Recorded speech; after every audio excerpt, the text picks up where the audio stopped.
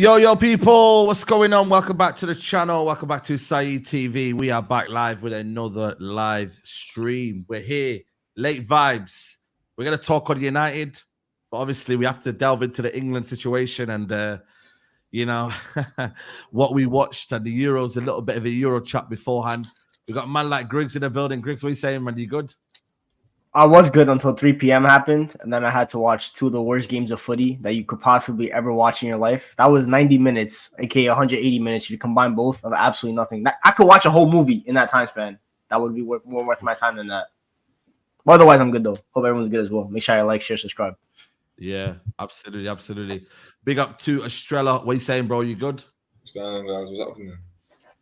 Yeah, man, I'm good, man. Wavy, tell me, man, what are you saying, bro? I'm good, bro. I just took a fantastic nap that second half, bro. It was a great nap, bro. It's a great nap.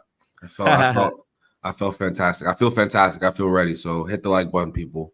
Come on, man. Big up, man. Brian, what are you saying, bro? You good, man? Yeah, I'm good. I feel for England fans though. They've watched probably the three worst games so far in the Euros. So sorry for you guys if you guys are supporting your country. Yeah, absolutely. Big up to everyone who's locked in. Make sure you like the video, subscribe to the channel if you're new. But yeah, man, England, very bad. I mean, I want to get the outsider's point of view, man. Elite Pundit, I'll start with you, man. Like, all them players, yeah, it's like, do you blame the manager a lot, or do you think that also these players have got a lot to blame, man? Jude Bellingham, you know what's mad, yeah? Me and Rance, yeah? Big up to Rance in the building. Rance Raid. Look at it. Big up Raid, first of all, but he's coming at the right time. I always give props to Jude Bellingham. But, bro, This tournament, he has stunk the place out. And why is the manager so afraid to take him off? Why is he afraid to take him off? I don't know. I find it hard to blame the players, to be honest. I think the setup that Southgate has makes it very difficult for But they've also played badly, though, Brian. So they've played badly, but look at the best teams in the tournament so far. They have a clear system and way of playing. You look at Germany, you look at Spain. Would you say man for man, the Spanish team is way better than the English team? No, you wouldn't say that. You'd probably even say the English team have better players overall, but they're not playing as a team. There's no system, and this to add to the fact that there's no system. There's no balance. That's what even makes it worse. So you have a midfield of Rice, who I think not that Rice is a bad player, but I think we're starting to see the weakness of Declan Rice as a lone six. He's not the best at progressing the ball, passing the ball out of the back. He does the basic things right pretty well. He can carry it. He's good at closing down spaces. But if England are going to play teams that are going to sit back, Declan Rice is going to look like a passenger. So you need to balance it by playing the right midfield with him. So you need someone like Kobe Mainoo who can get into those tight spaces, receive the ball. Look at the link-up play he did with Harry Kane towards the end of the game. That was what England are lacking. That kind of player, that kind of intelligence. Declan Rice is not going to do that, and it's not his fault. So the English team have the players. They're just not being put on the pitch. And I'm sorry, if there's anybody that is a total maverick for this team that would produce things out of nothing, it's probably Cole Palmer. He had an incredible season, and he's barely played. So for me, you can blame some of the players, but for me, it's the manager. He really doesn't know how to use this group of players. And the left wing is I don't know. Problem. Nobody wants to be there. There's no one there. There's no balance in this team. There's no balance. So it makes it hard for me to blame the players totally. I would say it's about 75% Southgate's fault and the rest on the players. What's everyone's best midfield? Yeah, because everybody keeps talking about it. Listen, Wharton is, Michael's always talking about him, yeah. But something's got to give, I feel like now you've just got to make them uncomfortable decisions. Say, yo, you're not playing and you're not playing. If we can't get balance, you're not playing. You see how Spain have been playing? You see how Germany? They're balanced. You have to go. Someone's got to get dropped, I'm with it now. Someone has got to get dropped. Because I feel like for me, that's all it's going to take. Either it's Harry Kane, who does fuck all up front, let's be honest, You know what I mean? People say, oh, no service or not. He doesn't do anything up front. It's either Bellingham, who is not a 10, yeah? For in this system, definitely not. It's either Rice, who isn't giving us the progressive passes and it's too safe. It's either Phil Foden, because we don't want to stick him on the left-hand side. It's either Saka, because now they're double upping on him and he's not getting the same impact. Something has to give. Something.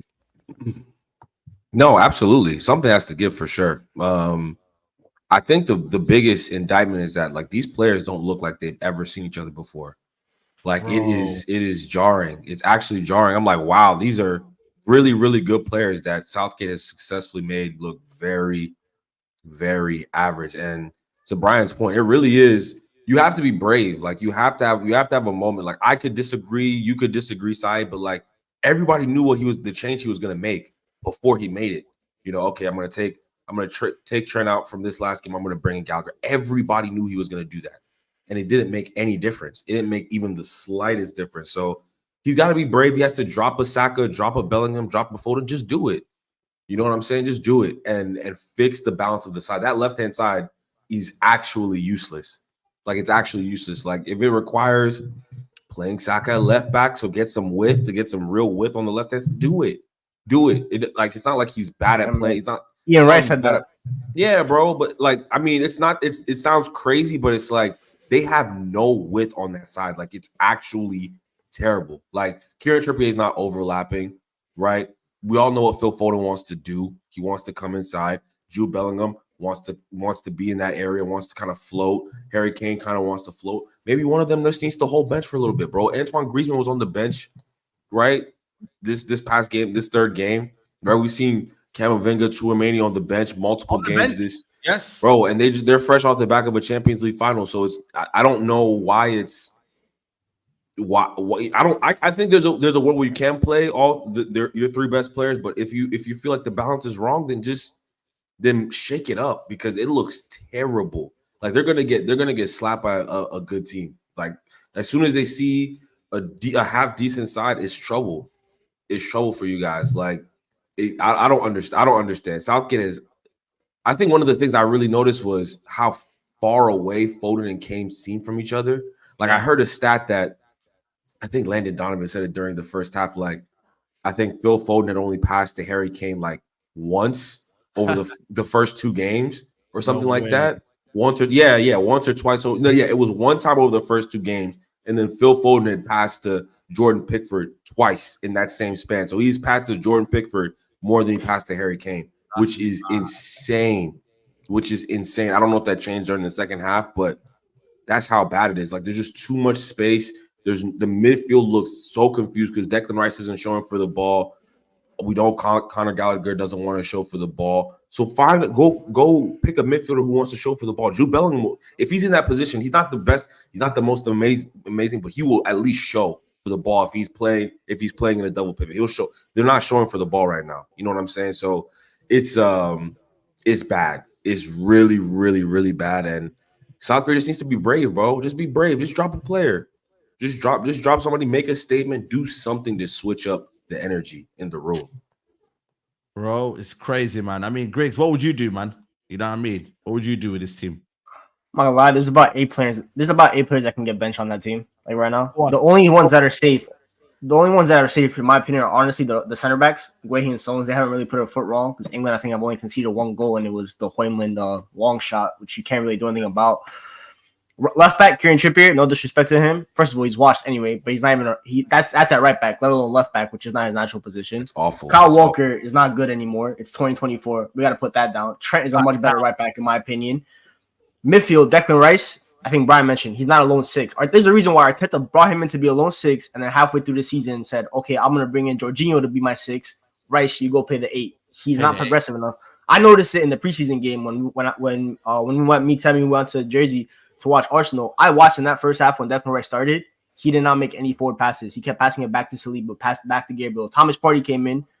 He started breaking the lines. Declan Rice can't break lines. Next to him, whether it's Trent, whether it's Conor Gallagher, neither of them are good enough at center mid, especially Trent. He's the right back. Mainu, he didn't do like anything special crazy, but you could tell just having an actual center mid in there that can do every kind of facet of the game how much better it looked. Manu probably could have had an assist where he played that pass into the middle of the box, but no one was there. I guess Jude didn't want to attack the box at one time.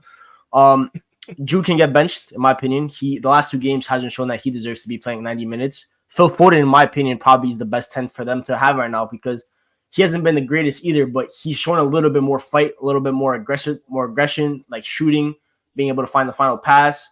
So maybe one of them 2 can play the 10. I would play Anthony Gordon on the left. Bukayo Saka can keep his spot, I think, in a more balanced team. But even Cole Palmer, 20 minutes, 25 minutes, he looked good. And then up top, Harry Kane. I said it last week, bro, Harry Kane does not fit this team at all. It is time. Obviously, he's not going to get benched because he's the captain and everything, but this needs to be Harry Kane's last tournament for England. It's time to move on. He's cooked physically. In those final 20 minutes, Harry Kane probably could have left with 3 assists, and he underhit every single one of them passes out to the wide man. That's when a couple of people mentioned last week on like socials how Harry Kane as a playmaker is very overrated. He has that diag pass on lock, right? Where he has it Heung-min Son, he had it to Rashford, he had it to Sterling. But when it comes to the intricacies of playmaking, the 1-2s, the little chip passes, like as Zlatan did, for example, Harry Kane is nowhere on that level. And you saw it today. He can do that, bro. He can do that. Let's not start talking crazy now. Let's not start he can talking do crazy. it, but we're talking about. But when people compare him to the playmaking 9s of a Zlatan and a Benzema, he's not in the same. Go look what he was doing in Germany this season, bro. He was literally doing the exact thing you are talking about. Let's not let England.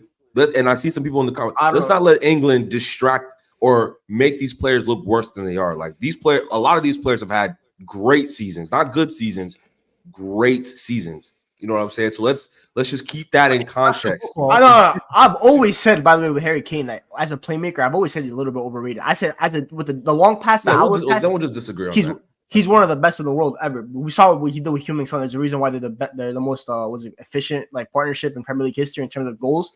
But when it comes to like other levels of playmaking as a striker, which we've seen from the likes of Benzema and Zlatan, who in my opinion are the 2 best in the past decade or so, I don't think he's on that level with them. And you could tell with this England team, bro. When he play for England, the outlet pass is always there when he had Rashford and Sterling, right? Because those guys are willing runners. You don't have those guys anymore. Now you have the 1-2 guys. You have the Fodens, you have the Judes, you have the Bakayos. I ain't seen the same level of playmaking. And to the level he's washed. Physically, so I mean, in terms of goal scoring, scoring, obviously Kane's not washed. Kane will always be an elite goal scorer. You don't lose that kind of ability, right? But in terms of physically, running, not there. Getting into the box, not there. The movement, not there. The guy wants to be left back half the time. England only goal conceded this tournament was because Harry Kane went to left back. And he played that pass into the middle of the park that got intercepted. Yeah. The guy doesn't want to be a striker half the time. So why should I play? Why should they play him striker if you don't want to be a striker? Hey, Greg, show some respect to this man, Kane, bro. Let's not do this. Let's not do this. This whole Harry Kane, this should be his last tournament is crazy talk. You know that, right? This is like only England would get rid of their 30-year-old best player on their team because of he doesn't fit. Bro, it's not his fault that this shit is not working. You made some good points. Yeah, he doesn't move. He's not as mobile as he used to be, right?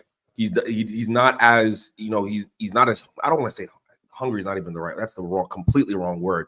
But like, bro, he should be in this team and then figure it out. He's your best player. There's no question. He is England's best player, full stop. Like that, he should be in the team. No, you said, who's better than him? No, but the thing is, you know what it is? He might be England's best goal scorer, but I don't know about best player. No, he's best player. He is England's best player. Absolutely. I don't think he's England's best player. Best goal scorer. Who's their best player? Who's their best player? Phil Foden? Okay, maybe Phil Foden. Phil Foden is one of them, yes. I personally right now still take Harry Kane, but I can hear an argument for Phil Foden. You know what it is? The problem though with England though, it's one of them where we have best of this, but as a international football, you have to be. Look at Austria today, and I get it. It's down to the manager. Shout out to Ralf Ragnick. It's coaching. Right, no, but I get it. But I'm just saying, like, look how you got to be all round in the way you play as well. Though technically, we don't have any technical players. England right now don't have enough technical players, and that's the problem. Look at the way they're in the low block. Like, what are we doing? Who doesn't have enough technical players? England. England has technical players, using them in that team. Right now, we're not. Because in my opinion, England probably have the biggest group of technical players in the tournament outside of Spain. Obviously, they're on the pitch. They don't know how to play. I'm going to say Saka's technically gifted, Kane's technically gifted, Foden's technically gifted, Stones is technically gifted. When Trippier is playing on the right side, he can play. Let's be real. He had a bad season. I hear that, but he still has a good first touch. He still has ridiculous tech. Let's be real. When Luke Shaw is playing, he has great tech. Let's keep it a buck. When he's fit, he has tech. You know what I'm saying? So all this. Hey, man, we laugh at Luke Shaw. England are missing Luke Shaw right now. If they had Luke Shaw, they look at least 10%. If you guys had Luke Shaw, it'd be way better. What about Rashford? Rashford, way better. Rashford, get him back, man. Bring him. Can we do it? No, I don't. Honestly, I don't think Rashford is the main issue right now. Like, obviously, I do think a runner would be better. I do think a runner would be better on that left hand side, but this man said Trippier doesn't have tech. Y'all are crazy, bro. Trippier ain't good at shit. All right, Trippier has tech, but like when compared to Trent and Reece James, obviously, there's levels to this, but like there's a floor. Just to interject really quickly, Greg, real quick, Yeah, go for it. Like in the sense of some of the stuff you said, and I agree with a lot of some of the stuff you said, and some of the stuff that I'm agreed with. Is like things like Trent is a better right back than Kyle Walker, or Trippier is washed. I feel like obviously me and you probably got different definitions of what washed is, because I think that's like a big insult for a player. I don't think you can call Trippier washed because of one bad season. If we're being honest, and you look on his career on the last 3 years, and if we were to compare it to some people, am I in the same position to say Rashford's washed? But then people say he's like facts. So you got to be kind of careful what you're saying. Like I understand what you mean, but there's some other people there that probably will take it literally and run away with it. So I think that's a bit careful. And the Saka thing is like the reason I think Harry Kane ain't playing, or most of the players ain't playing that well. One, we haven't got any actual outlet. That's what I'm saying. Rashford would have been good because there's no players or wingers wide players that want to go in behind. It's more into feet and intricate trying to find space. Yes. And another thing is that most of the time, the reason I'm not even invested in England is because when it comes to competition, especially international competitions like this, I know most of the time we're going to do like bad. Not just because of the coach. Yeah. He's a large proportion of it, but everyone needs to remember all the players that are playing for England essentially are the ones competing for the Prem. We all know it's the toughest league in the world. There is no breaks compared to other nationalities. So when they do come here at the end of a torrid season, if they've been chasing Man City or you've been at Arsenal chasing the league throughout the majority of the season, you're going to come into a tournament a bit tired and a bit leggy. And this is what you're seeing, as well as the bad coaching. Yeah. That's what I'm saying. Yeah. Last thing on England. Big up to Amino says, Saeed, not gonna lie, I wish we signed Cole Palmer, a Man United fan. Whoever wants Southgate and manager need to get their head examined. FYI, show respect to Ragnick. Yeah, listen, boy, you lot seen Ragnick?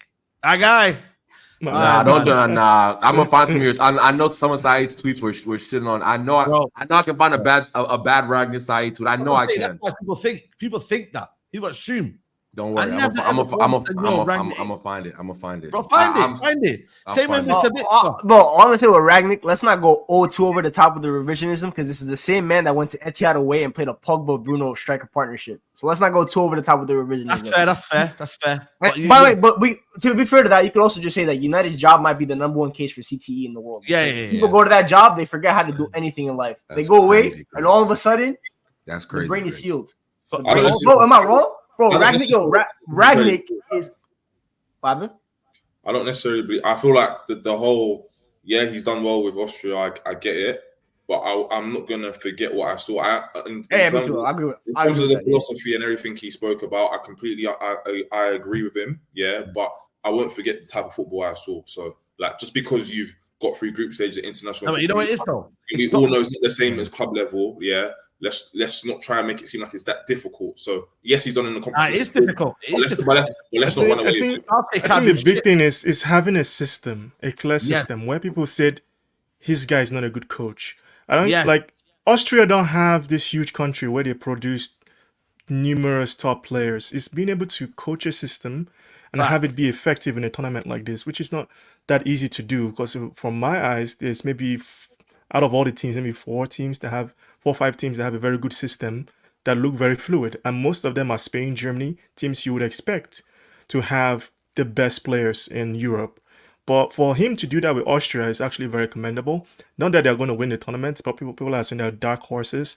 I still think they lack that high-end winger or striker to really be like, okay, yeah, this team is going to constantly get goals to win the tournament. But for what he's doing, and with Manchester United fans, not to hop onto United, but when Ralph Ragnick was here, this is the same problem that every manager has had, where we have a mixed bag of profiles. So it limits what a coach can do. So when you see a coach doing weird things, like putting Paul Pogba and Bruno up top, it's because who was our striker then? Like I can't even remember. We just Ronaldo. don't have. There you go. You know, Ronaldo couldn't do what he wanted, which is a forward press. Not that Ronaldo can't score goals, but if you say this on Twitter, people will mob you because they think you don't read Cristiano Ronaldo. When the people who are mobbing you never saw Ronaldo make his debut for Manchester United. That's a separate argument. At the end of the day, coaches need the players. You need the players to play your system. And Southgate has the players with England, and he's not playing the system. So hopefully you guys sack him at the end of this tournament so England can move forward. Maybe you should have gone back to that. Tried and trusted back three, play two up top. You know what I'm saying? That's what got you. That's the formation that got you to a final and a semifinal. You know what I'm saying? Like at least the players knew that formation, right? Knew that system and could work within that framework. You know what I'm saying? This 4-2-3-1, I don't know if it fits this team. You know what I'm saying? Something's just not right about this 4-2-3-1. It's a different team that is coming out. Yeah, exactly. It's a different team that is developing. If you look at the players, Mainu, Foden, all these kind of players. Watson, by the way. Oh my God. They want to pass the ball to each other. And the team that you guys have had for the past few tournaments, you had someone like Sterling, you had Rashford that was playing, people who wanted to transition. And just to extend this a little bit further is the Pep Guardiola, imprint in England that is starting to come true. And I don't know, you guys are going to need a manager that has the ability to get the best out of those kind of players that maybe don't want to transition as much, that want to pass the ball to each other. So even Messi was talking about this with people who are not, like, players not expressing themselves. Yeah, I know. You're seeing how Brazil are playing. Like, Brazil. Oh my God. Oh my days. Brazil are not Brazil, man. They're not from Brazil. No, that was crazy. Yesterday, that was crazy. That was crazy yesterday. Bro, there's a lot of system players. A lot of system players. Bro, a lot, bro. It's actually wild that, like, and this is the Pep effect to like you were talking about, Brian, where like in European football, it's like we have a lot of talented players, but we don't have a lot of players that think for themselves, and like we've kind of become like the game has kind of become robotic. You feel me? Like, players don't really express themselves. Like Phil Foden, for example, I think he's grown up in that that Pep way, right? So when you're asking him to do like when David Silva played on the right for Spain, or Czech Fabregas played out of position as a center forward. I saw something where Czech was talking about how, like, bro, we all, like, that 2010 team. I think that 2010, he's like, bro, we all played out of position. Like, I played center forward, Iniesta played on the left out of position, David Silva played on the right, I was out of position. Like, people were just everywhere, but we just had this. We had a manager who kind of just gave us a framework, and we were all just really smart footballers, and we made it work. Yeah. You know what I'm saying? So I think you guys have a bad manager, right? Like, England has a bad manager. I'm going to just keep it a buck. Like, I used to defend him a lot, but that was kind of just, tongue in cheek. Like, he's gotten you to a final, he's gotten you to a semifinal, right? I think in moments he's done good things, but this is just showing like he really doesn't have the guts. Like Deschamps, people laugh at Deschamps. Oh, he's boring. He's da-da-da. Bro, Deschamps has, what he's trying to do. Oh, nah, but you know what he's trying to do. You can, all this Deschamps is shit. No, he's not shit. He knows what he's doing. He's a pragmatic. You just have to accept it. Sometimes you have to accept who a manager is. What's the one thing? Ronald Koeman? Pragmatic. Oh shit. Nah, he's just a pragmatic what's crazy manager. though? Like, what's crazy though? Spain are probably, we talk about like all this like system and stuff. Like, Spain are the ones that now have like the most expressive players, and it's not about the system anymore. Lamine Yamal and Nico Williams are the ones that are bringing back wing play. So their guy Pep Guardiola ruined all this, and now they're the ones that are trying to revive it. That's what's funny about this whole situation. Everyone's trying to play the Pep way except Spain. Everyone just figure it out. Fabian Ruiz get the ball and he just does whatever he wants. Pedri gets the ball, do whatever he wants. Rodri just keeps it ticking, and then Lamine and Nico Williams get the ball in the wing, 1v1, go at your fullback and cook them. And then put the ball in the box, and whatever happens, happens. That's the way football, we all thought about it when we grew up and stuff like that. Pep changed it, and now it's the ones that ruined it, the ones that bring it back, while England are trying to play tiki-taka, and they don't know how to do it. Portugal are trying to do tiki-taka. They don't know how to do it. They left their pragmatism at home. Netherlands, There's not even in the Netherlands anymore. That's a whole different country. Bro,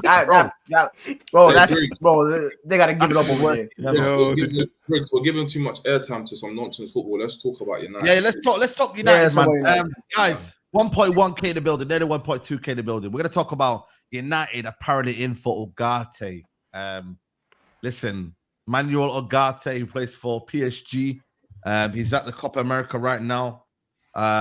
MUFC have been in contact with Paris Saint-Germain about signing Manuel Ugarte. PSG claim that a former bid has been rejected as it fell significantly below their valuation, and other clubs, including some from the Premier League, are interested.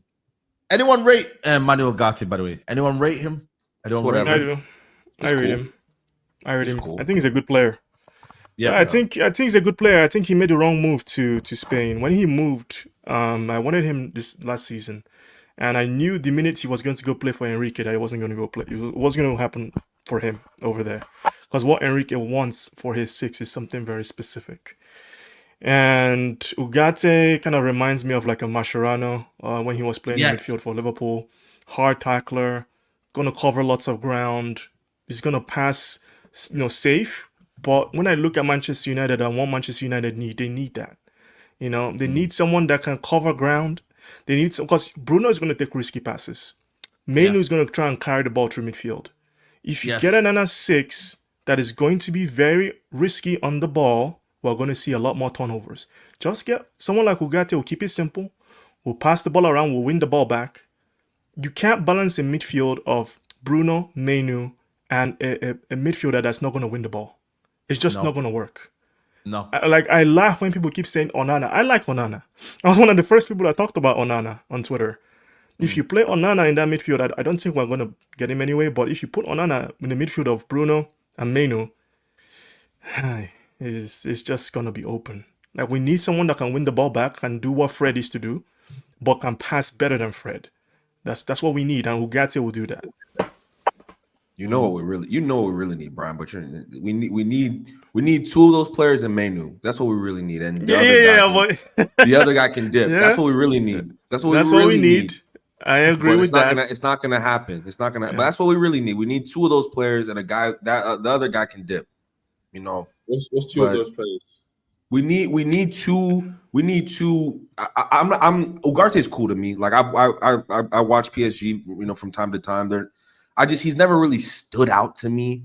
For me, if it's like, if we're gonna, I don't know how much we'd spend on him, but I think Amrabat can do that job. I really do. I really think Amrabat can do that job. He's not as mobile. He's not as mobile. That's fair. And that's fair. I hear that.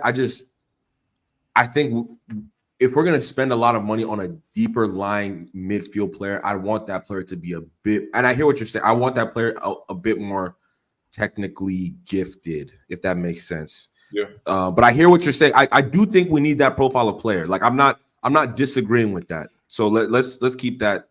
I'm with you, Brian, we do need that profile of player. Yeah. But I imagine Ugarte is not going to be one of these 20 million pound signings that we make, right?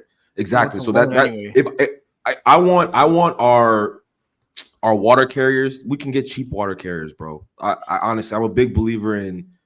I don't think that's a good idea. You know what I'm saying? Like, I think you can get. Why don't you think so, Mr. Estrella? Because it's like, I understand when you say water carriers, but like I say, we ain't got a 6 right now yet, or we got Cass. He's gonna go. Mm-hmm. Yeah. He does work now. If he does go, you're gonna need to get the first team 6, and we need a backup. Mm-hmm. My thing is this is how like top teams keep going forward and projecting forward. The replacement for that 6, if he gets injured, there's not a massive depreciation on the talent. So my thing is, when you go out and do these cheap deals, I'm not saying Ugarte is he's not the best, but I'm just saying when you go out and do cheap deals, you don't want the depreciation of talent to be sufficiently lower than what we're on the same page. If you're gonna get someone of his caliber, then it's gonna basically be the same. I want something a bit better. So then at least what's a bit better though? What's a bit better? No, so what I'm saying, sorry, go ahead, Mr. Trey. Go ahead. There's a few people out there. I would say for me, for Fofana, I'm more likely to take a gamble on that because one, he's got more of everything I want. The physicality, in terms of not necessarily ball retention, but in terms of the turnovers, I don't think that's going to happen with him and Mainu there. I think he will also make it a bit simpler for Bruno when he wants to do those high-end passes because Varane, to me, is not one of them risky sixes. He just wants to do his job simple. As soon as he's got the ball, he's passed it on to the next person who is better at advancing forward. He's not like a Cass who gets bored, takes the ball and wants to drive all the way up the pitch consistently. That's not him. So that's why I mainly go towards him, and it's cost effective as well, in my opinion. So no, so we agree. We're on the same page. I think what I'm trying to, maybe I didn't word it right. I think what I'm saying is if we're going to invest money on the deeper line let's say the deepest line midfielder, I want that midfielder to be a bit more technically secure than Ugarte, who would probably spend more money. It's a good question. I've been saying it for a couple weeks. I've been saying I'm a big Mats Pfeiffer fan, big fan from Feyenoord, big fan. But I think he's going to end up at Liverpool at some point because of he's going to go Liverpool, man. Yeah, the slot connection. I think he's going to end up at Liverpool. But that is the profile. Like if you look across the board, right, very good tackler, but also very, very, very comfortable on the ball, right? So you have the defensive actions, but you also have I can pick up the ball from the back four and still, make moves with the ball. Whereas in Ugarte, like you mentioned, he's a runner, right? He's going to win the ball back. He's going to lay it off. He's going to win the ball back. He's going to lay it off. I would rather. Yeah. He's not. I'm not. Listen again. He can't receive the ball. He's not. Yeah, we're being picky. No, I'm not. I'm not saying he's afraid. I just think that in a pacier league, where he would likely be the deepest line midfielder, I think we need somebody who is of a higher technical level. I'll be kind and say that. But people keep talking about his technical level like it's serious. It's not a bad floor. It's not a bad floor. I'm not saying the floor is bad. That's not what I'm saying. I'm just saying that if I was to invest high money on our deepest line playmaker, I'd want that person to have a higher technical floor or higher technical ceiling. You see what I'm saying? No, I get what you're saying. We can still get that profile. We can still get that Ugarte profile just for maybe find that on the market somewhere that's not as, maybe not the biggest name, right? Maybe not the quote unquote sexy name, right? But find someone who can do that job for less. Are you following me? That's all. I get what you're saying. I like Wafer from Feyenoord, right? He's a good player. I like him, but I just worry about transition to the Premier League. That's where I'm worried. I think it's like there's a certain level of intensity in your play that you need when you come into the Premier League, right? Because in other leagues, you get time. In the Premier League, you're not going to have that. And someone like Ugarte, because one of the matches that really convinced me is when I watched him against Arsenal in the Europa League. He just has that mixed tackle, moving. He's constantly like he has that spring in his feet. Like he's always ready to go. But I worry about Wafer, where he looks more like a better Declan Rice profile, where he's like he has the ability to run, but he's a better passer than Declan Rice. I just worry that he maybe doesn't have that mobility we need in midfield. People really underrate what Fred is to do in terms of space. You look at France right now with Kante, that ability to he's everywhere on the pitch.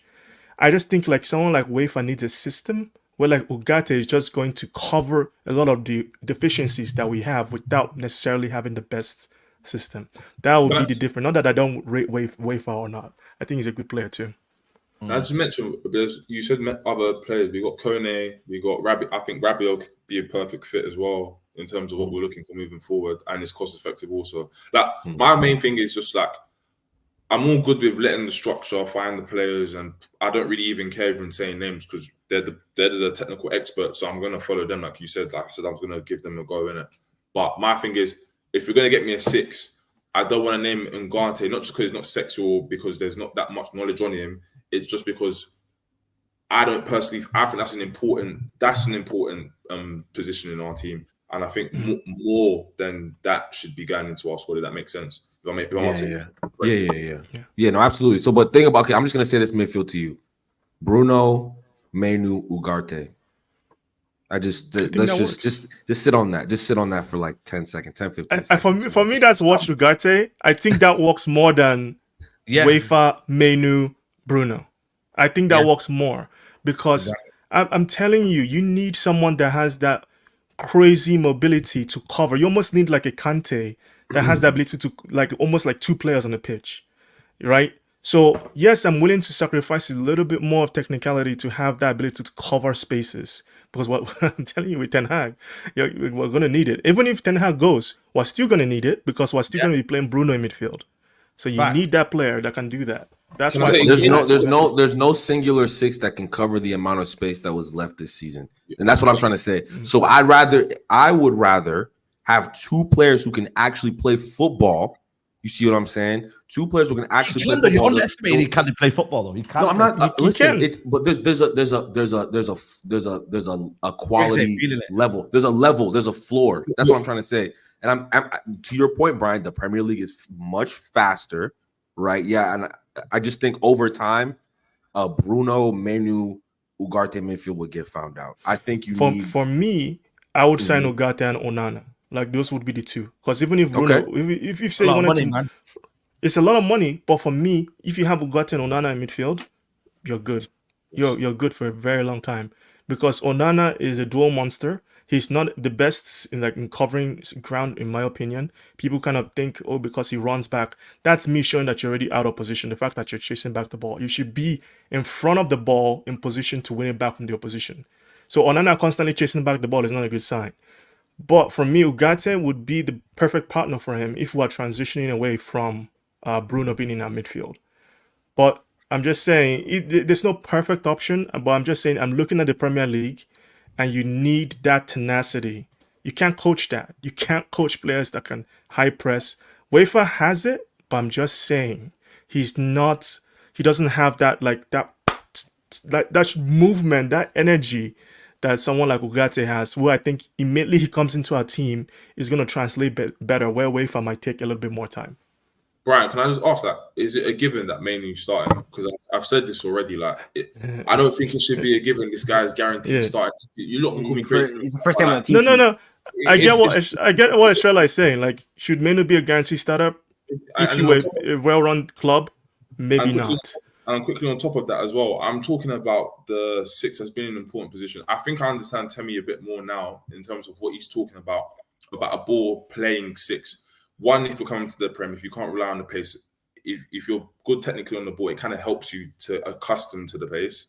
But secondly, is the thing, if we're able to get sixes that dictate and retain the ball better, then you won't have to necessarily be running around like headless chickens trying to cover so much space, because then I don't see, as well as Rodri he's got a tank on him, he's not constantly just covering bare space. They're dictating the space of the pace of play because they're so good at retention of the ball. So why don't we try and find someone like that rather than just chasing around like headless chickens? We go back to the old United, where it's the old United playing style was basically like, we're just going to attack you in it. Yeah. No, facts.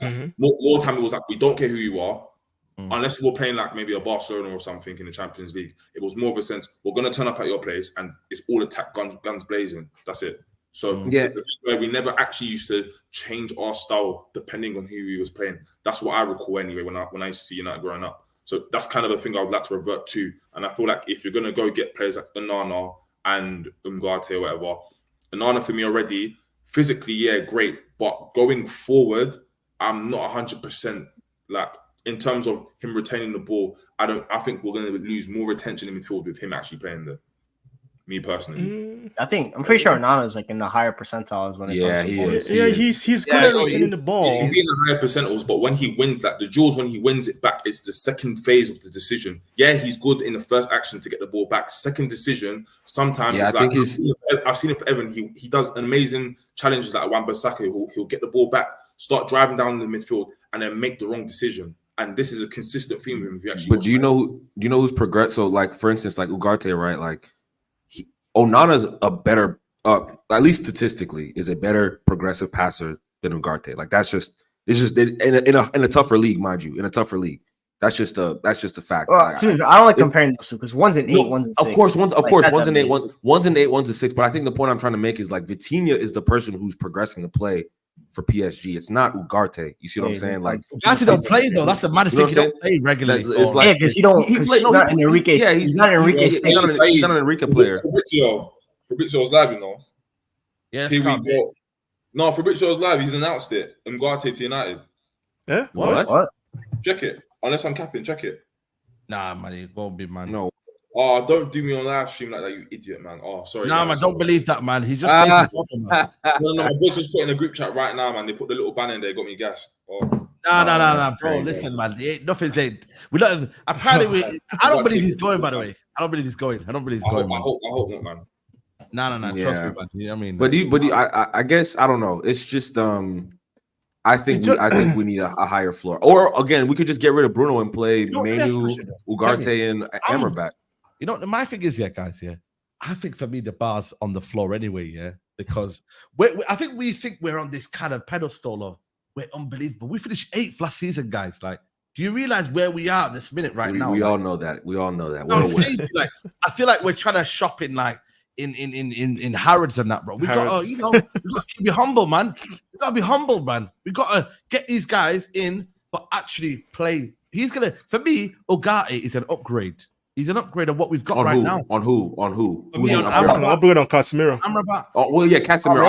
It's not hard to be. It's not hard to be an upgrade on Casemiro in 2024. All of these guys, he's not an upgrade on Amrabat. He's not. He's an upgrade on Amrabat. I'm sorry. He's an upgrade on Amrabat. He is. The one good thing with Ugarte, the one good thing with Ugarte is, like, I know at Sporting, Amorim always liked to play a 3-1-6. Ugarte was like his lone DM, so there will be some familiarity with like Ugarte playing the lone 6 in a Ten Hag system, which is why I think we're also linked with Edson Alvarez, because obviously that was Ten Hag's guy. Hopefully we just don't go near that.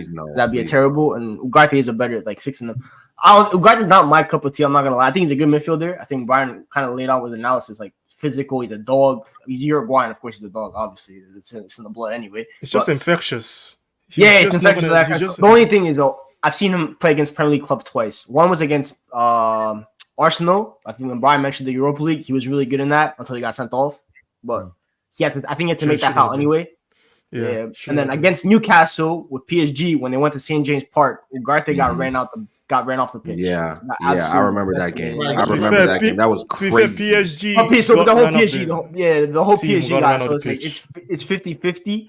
I'm a little worried. I think Tim kind of was right about like maybe the technical floor. Can I trust him with the pace of the Premier League in a 10 Hag system, because this isn't the best system for a 6, because sometimes you'll be isolated. Can he be able to like get out of the trouble? That's my only issue. There's no, I can't see again. Listen, in a perfect world, he would be playing with another person who's similar to him. So there's 2 of him, which I would love, right? But that's not going to happen. So we know that's not going to happen. So the reality is he's going to be playing with too much space to cover.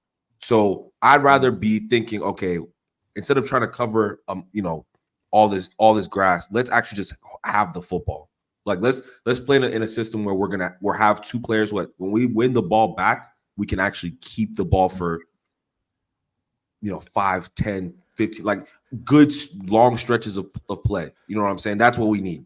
It seems that we're not going to be good enough to do that next season. Is for me. That's where because I'm looking at the way Ten Hag wants to play. I'm looking at the key components of our team being Bruno Fernandes and Marcus Rashford. These guys are going to lose the ball, because that's not the way they play. They're not going to retain the ball. That's my issue. So even if you brought in a 6 that wants to hold possession and keep possession and pass it and whatnot, when those guys lose the ball and when the ball is turned over in the Premier League, with the quality of teams around us, you're going to get killed. I know people want to look at the other side going forward, what you can do on the ball.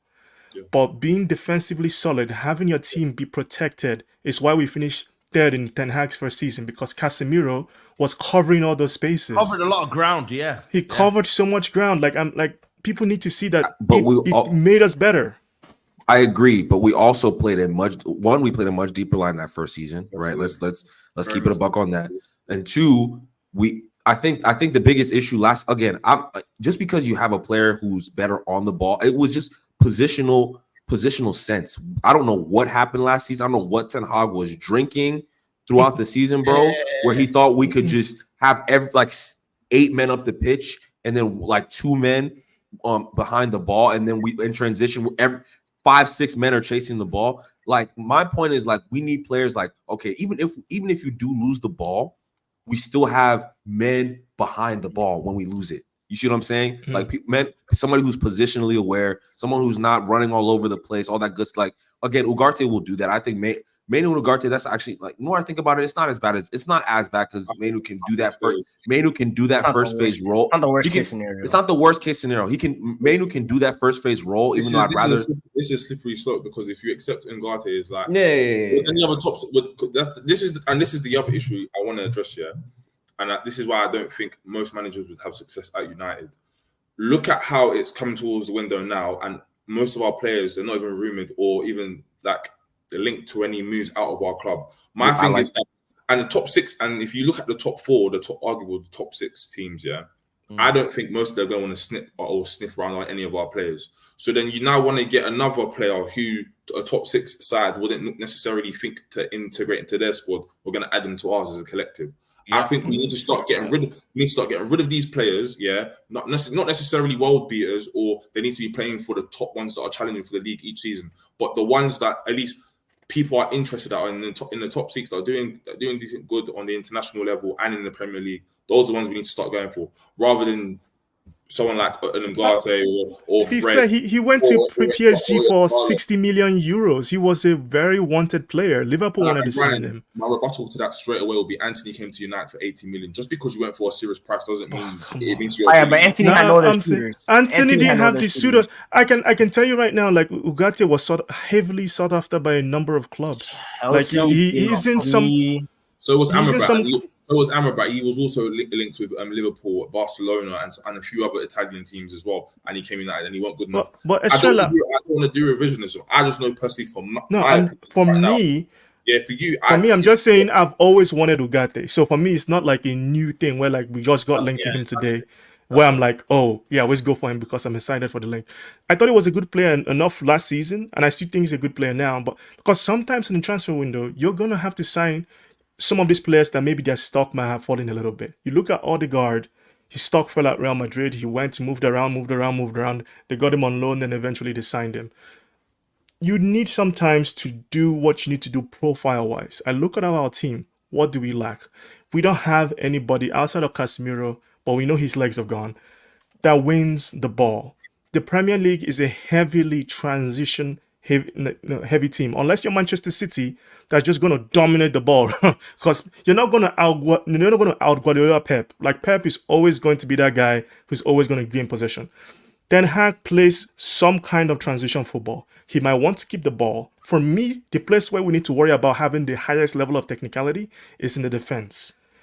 Get center backs that are fantastic on the ball, and get a left back that is fantastic on the ball. And you can have the best of both worlds, where you have a left back that can invert inside, comfortable on the ball, and can help out the midfield.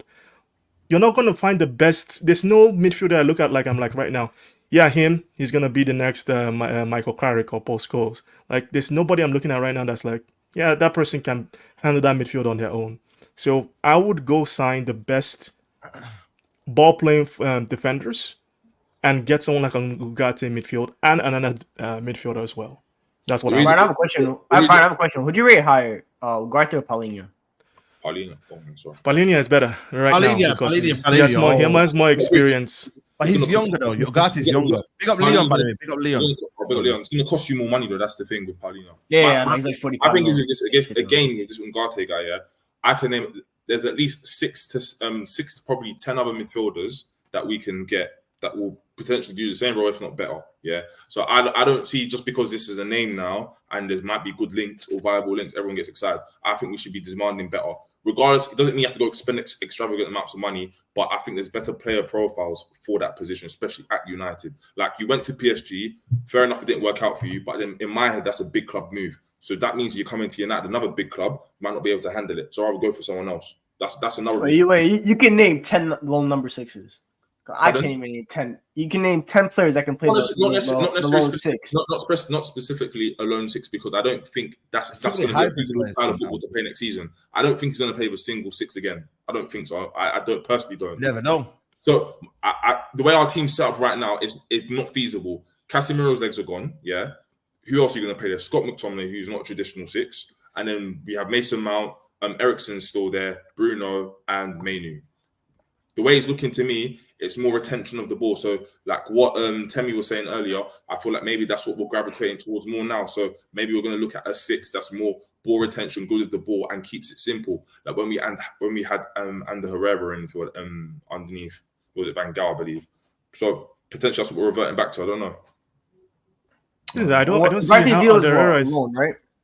Ugarte deals a loan, right? That's what they said. Loan with option to buy. That's like the rumor. Yeah. If we can get loan option to buy, that's a fantastic deal. Yeah, I think that's a good deal. I agree. Low risk, it's low risk, high reward. Because at the end of the day, if he's not good, you just send him back to PSG and you go again next year trying to find. Because let's be real, the DM market is not good. There's really no DM out there that screams. It's not. Whoa, let's go sign him because the position is not. Could always go back. Could always go back for Neves, you know. Who's that? I dig at? Who's from MIC? Tell me. No, Ruben Neves. Oh yeah, great.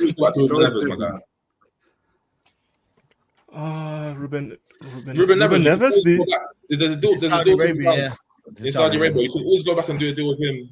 Like I said, Rabiot is there on a free. Kone. I don't want Rabiot. I'm sorry, I cannot do Rabiot. I said Rabiot. No Veronique Rabiot on my club, man. I've had enough. Y'all know how I feel about Rabiot. Y'all know how I feel about Rabiot, bro. Rabiot's quality, so I'll never say no to Rabiot, bro. He's a great player. He's better than what we've got. Just I'm saying, to upgrade on what we have. Definitely. I hear the Griggs thing, but like as a player, bro, he's cold. I don't know what this whole. Can we ban that word? Yeah, it's better than what we've got. Like I just. That's how you mentioned the floor. The level is on the floor, bro. Everyone's better than what we have. You know what? So it's about picking. It's about picking the higher end that's better than we've got. Rather than the lower end. Yeah, I hear that. Wait. Could you also run in the chat? Why in the live chat everyone's going Ruben Neves? What they're like? A couple seasons ago, like he was touted as the biggest teams in the whole world. Like, what's going on? I think they're worried about his mobility, maybe. You know what I mean? He's a good player, but I think now it's like for me, whenever a player doesn't move like that. By the way, Ruben Neves, you play next to Ugarte. That's what you play Ruben Neves to. You play him next to Ugarte. Yes. He'll be the tempo setter while Ugarte just. I think you could just play. I think you could play Ruben Neves deep and then play Manu next to him. Yeah, you could do. I think it's about the system that we want to play. Manu don't got the Neves part. You know what? It's about the system we want to play, but it's also about what makes sense. So when I said I should have given more context to the Rabiot, because Rabiot is a. Do you know what I mean? It's like me saying Amrabat's quality keeping people like, do you know what I mean? It's like if the deal is like a 1 or 2 year deal, I would say lower wages, but it's his mum in it that's going to come for the whole bag in it. His mum's his agent, right? So his mum's going to come and try and rinse us. But like, it's what makes sense. Like we do need some free transfers, but I think it's interesting. I was listening to what you're saying. There isn't that many sixes, so maybe I'm sure Griggs, you were saying before. You can play these kind of systems with 8s, can't you? You can play like 2 8s and a 10. 3 you have to play a pivot though. I don't know if Ten Hag will play a pivot or he'll play a lone 6. That's my issue. I don't know what Ten Hag's gonna do. If we know what Ten Hag's gonna do, it makes all our daily shows so much easier because we can actually talk about players that would fit the system. But this is a guy that's wanted to play. Rude about this story, man. He's the coach now, man. Yeah, Brian. I think Ten Hag will play 2 systems next season. I think he'll play the system we saw last season, towards the end of the season, away from home and against teams that are definitely better than us. But when we are playing at home, he's gonna play his system that he wants to play with the lone 6. What do you mean like low block when they're all sat back? No. Like when we played the 4-4, the basically 4-4-2 system that we played against Man City in the final. If we're going away from home, if we're going to go play Liverpool, I think that's what he would do. He would get Bruno out of that in midfield basically. Maybe play him as a shadow striker and play another shadow striker, 2 of them together, and have the 2 wingers and the 2 sitting CMs. So I think you play 2 different systems. Well, I'm trying to add this is a quick theory, yeah. I feel like Van Nistelrooy is Ten Hag's replacement potential. That's what I'm going to say. Yeah, they could be. Because you see, I feel like the way they've done it is like they're now doing the whole Brighton thing. They know who the next manager is going to be. Maybe that's why they even took so long. And it was this whole. You know what I think they did it though. I think they were actually money from beginning. Because let's be real, one thing, right?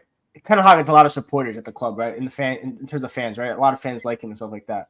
If it comes to a choice between Van Nistelrooy and Ten Hag, we all know who United fans are going to choose. They'll choose the club legend. So Ineos can just cut ties with him because everyone's going to go on Ruud's side. He's Ruud Van Nistelrooy. Everyone loves Ruud.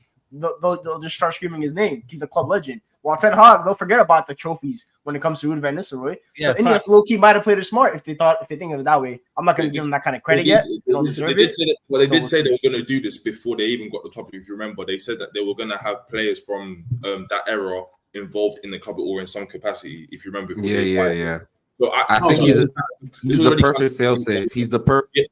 Legit. He's the perfect fail-safe. Like, okay, there is a world, a very, very realistic world where we shit the bed early in the season, early.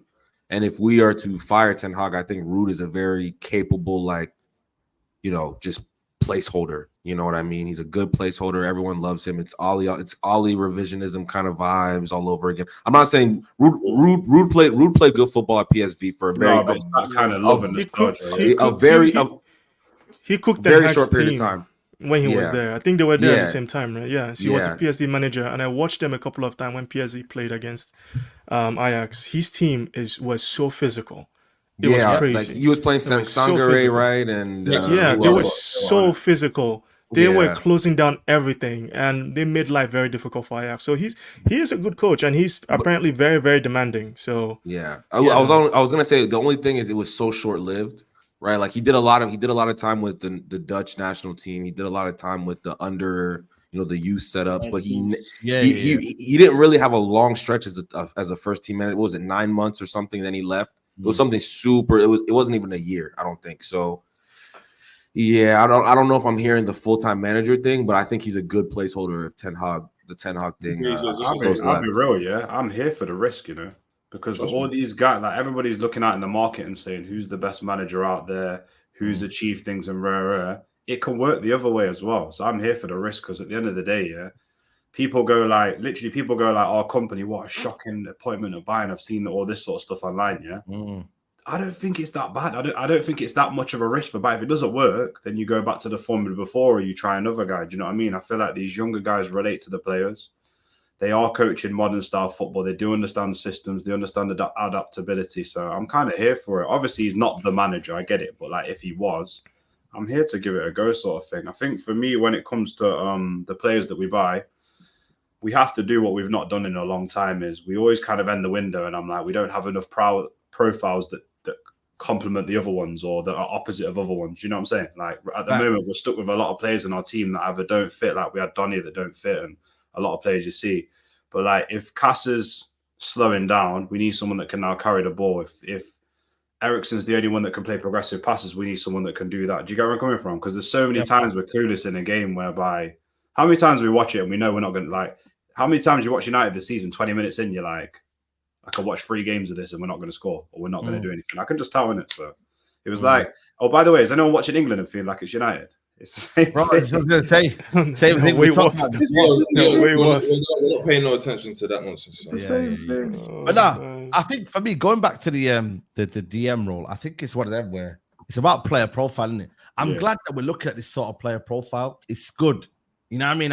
I'm not hearing this, you know what I mean? All the players coming in and high wages. Someone who's there for the buy-in. We just buy it doesn't make sense. That makes it makes sense. But I don't think PSG can let him go. No, they want to let him go. They want him to let him go. Enrique does not rate him like that. And I think they want to bring in another midfielder. And if they can recoup the money they spent on him, some of the money at least, they will definitely let him go. So if we made a deal for maybe £50 million option to buy, they might be willing to take that because, if he does well in the Premier League, they will get that offer for sure. Like, that's not going to be an issue. I'll question to the chat, yeah. What do you lot think about James Ward-Prowse? He's not United level. No.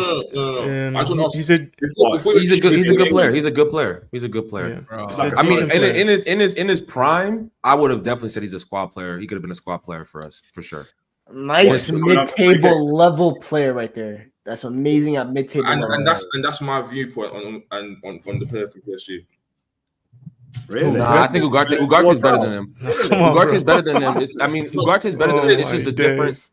I'm not gonna lie. I can't say definitively that Ugarte is like a million times better. I don't think he's a million times. I don't think he's a million times better. I just think the physical profile is just like there's a physical disparity. Whereas like James Ward-Prowse is a technically more gifted player. But like there is a physical component they're different players. They're just so different. I'm not comparing the playing style. I'm comparing about what type of level of performance they would give me if they were at my club. My thing is depends on the system. It just depends. That really depends. You know what I mean? I feel like the system that we're talking about is retaining the ball at the back. Yeah, I think he would actually do decent as a rotational player in that system, just keeping the ball and keeping it moving. My thing is that I feel like a lot of players that are not in top 6 teams that play in the Premier League are literally disrespected. Like Bowen is disrespected. No, 100%. Yeah, I hear that. One of these players is like you'll bite your nose or spite your nose, whatever the saying is, at players like Ward-Prowse, Gerard Bowen, but then you want to take on players like Amrabat or Fred and be like, oh, look, we should have kept them and stuff.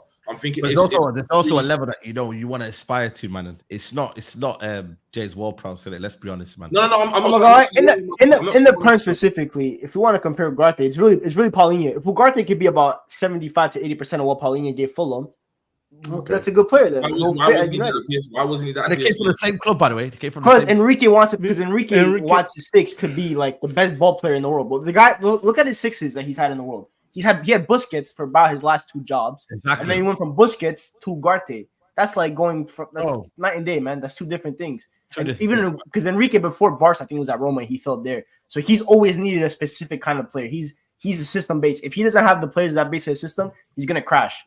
We've seen it. We saw that at PSG. That's why Vitinha, who's about 5'5", had to play DM because he's the only one that knows how to keep the ball at a decent level in the PSG midfield. Fabio Ruiz, that's why Fabio Ruiz plays so much. And even Fabio Ruiz isn't Enrique's like typical profile player. I love Fabio Ruiz. One of my favorite players. You see at Spain how much Def Fuente is getting more out of Fabio Ruiz than Enrique ever has. You know what? This is such a good point, Estrella, because you see, like now, like, and obviously, look, you're entitled to your thing. Like, you see how now you're saying, like, why is it not working with the manager?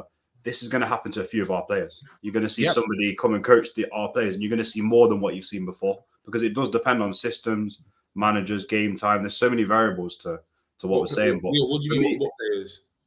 I'm just saying. I've said in our squad, we're going to get rid of players. Eriksen, let's look at Eriksen, bro. Look at him in the Danish national team. 2 out of 3 games, he won man of the match. For United, he looks like a ghost. I don't think but Estrella, look what Eriksen's playing in the 10. In his favorite position in the 10. So what I'm going to say, Leon, I'm not going to get fooled back. I can't get bamboozled by international football. Like but the point is why not? No, but Estrella, the point is obviously, I'm not saying Eriksen's like some great player, but you could tell that when he's playing in the right system, Eriksen is right position. Even for Brentford, football is a way in the Premier League. No, because Eriksen for Brentford, when Frank put him as like the most advanced midfielder. Look, I'm defending Eriksen. I don't even like the guy like that much. They can ask all of them. I'm not the biggest Eriksen supporter, but you would rather have James Ward-Prowse than Eriksen. Saeed, let me just clear something up. I never said I never said I wanted James Ward-Prowse at my team. I'm saying when he was at Southampton and he was actually carrying them, I would say, for quite some time, and he was getting linked to different clubs, I would have taken him then. But my thing is, if we're looking at squad players, I still think Ward-Prowse is better than McTominay. You can argue if you want to, but that's my personal opinion. I actually do think he's a better player. Everybody does, but in the sense of what we're talking about now, like obviously everyone's entitled to their opinion. That's what I'm saying. Estrella, you don't rate Ugarte. That's what it is. You don't think it's not that I don't rate him. My thing is this: if we get him, I know for a fact we're probably not going to get another midfielder to back him in it. We're not going to get another 6. Oh, so you're saying you'd rather get a stronger 6? I'd rather get a stronger 6 because it's going to cost less as well. Basically, what was that, sorry? Fofana's going to cost you less as well. The one way you talking about before. Would he? Fofana. He's rated 25 million. I said Fofana will cost you less, and then that means it will enable you to get someone else. But if you're going to get, I think I can't even pronounce this guy's name. I'm going to get Ugarte. But my thing is, I'd rather stay away from him because it's like if we get him, and let's say he does well, whatever, when he gets, eventually it's inevitable. When he gets injured or he's not in the team no more, again, what I was saying before, the level of depreciation, I don't believe they're going to get another midfielder if they get him. So it's going to be, what we're going to be going back to if McTominay. It depends because if you're looking at Cass's contract and you're saying I'll let it run for another year so we can get rid of him, like we can do it that way, because he's on a longer contract than people think. Like he's only got a few years left. Yeah. Some of the players we're going to bring in now are going to be there because players take a while to warm into the team and warm into the league. Like football fans now are very, very much like if a player plays 5 times, they've made their mind up from them. Me, I give them a season, sometimes 2 if I see something in the first season, because I'm seeing it in other big clubs. Do you know what I mean? Pep Guardiola doesn't necessarily bring his players in straight away and they just hit the ground running. He has a way of bedding them into the team at different times. So it depends. If you're going to bring Ugarte in, then Casemiro goes, but then use the Casemiro money to buy an upgrade and put Ugarte on 10. Your whole squad's got better. Do you know what I'm trying to say? So, we need bench players. How much is he going to cost? Our bench is weak, by the way. How much is it going to cost us for starters, by the way? I was going to ask that. How much? I would say probably £50 million. £50 million. Wait. And how much do you think we're going to sell Casemiro for, like, realistically? We don't know yet.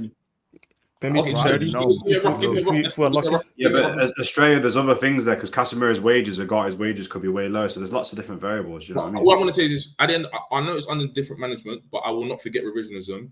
When a lot of players like Ronaldo, Pogba, Lingard, they all left a sufficient wage bracket. But when it came into January, we needed players that I didn't see any of that money. So my thing is this, especially what I'm listening to everything this guy is saying. So Jim Radcliffe, yeah, he's already said that he's not going to try and pump extreme. He's going to make us we're already self-sufficient. He's just going to bring in some structure. So I don't see it as, they're going to, when they can penny pinch, they're going to then do this. No, I think they're trying to balance everything all like basically immediately. Well, And not to cut you off, but the rumor basically is that we want 2 midfielders. That's what we actually want to do.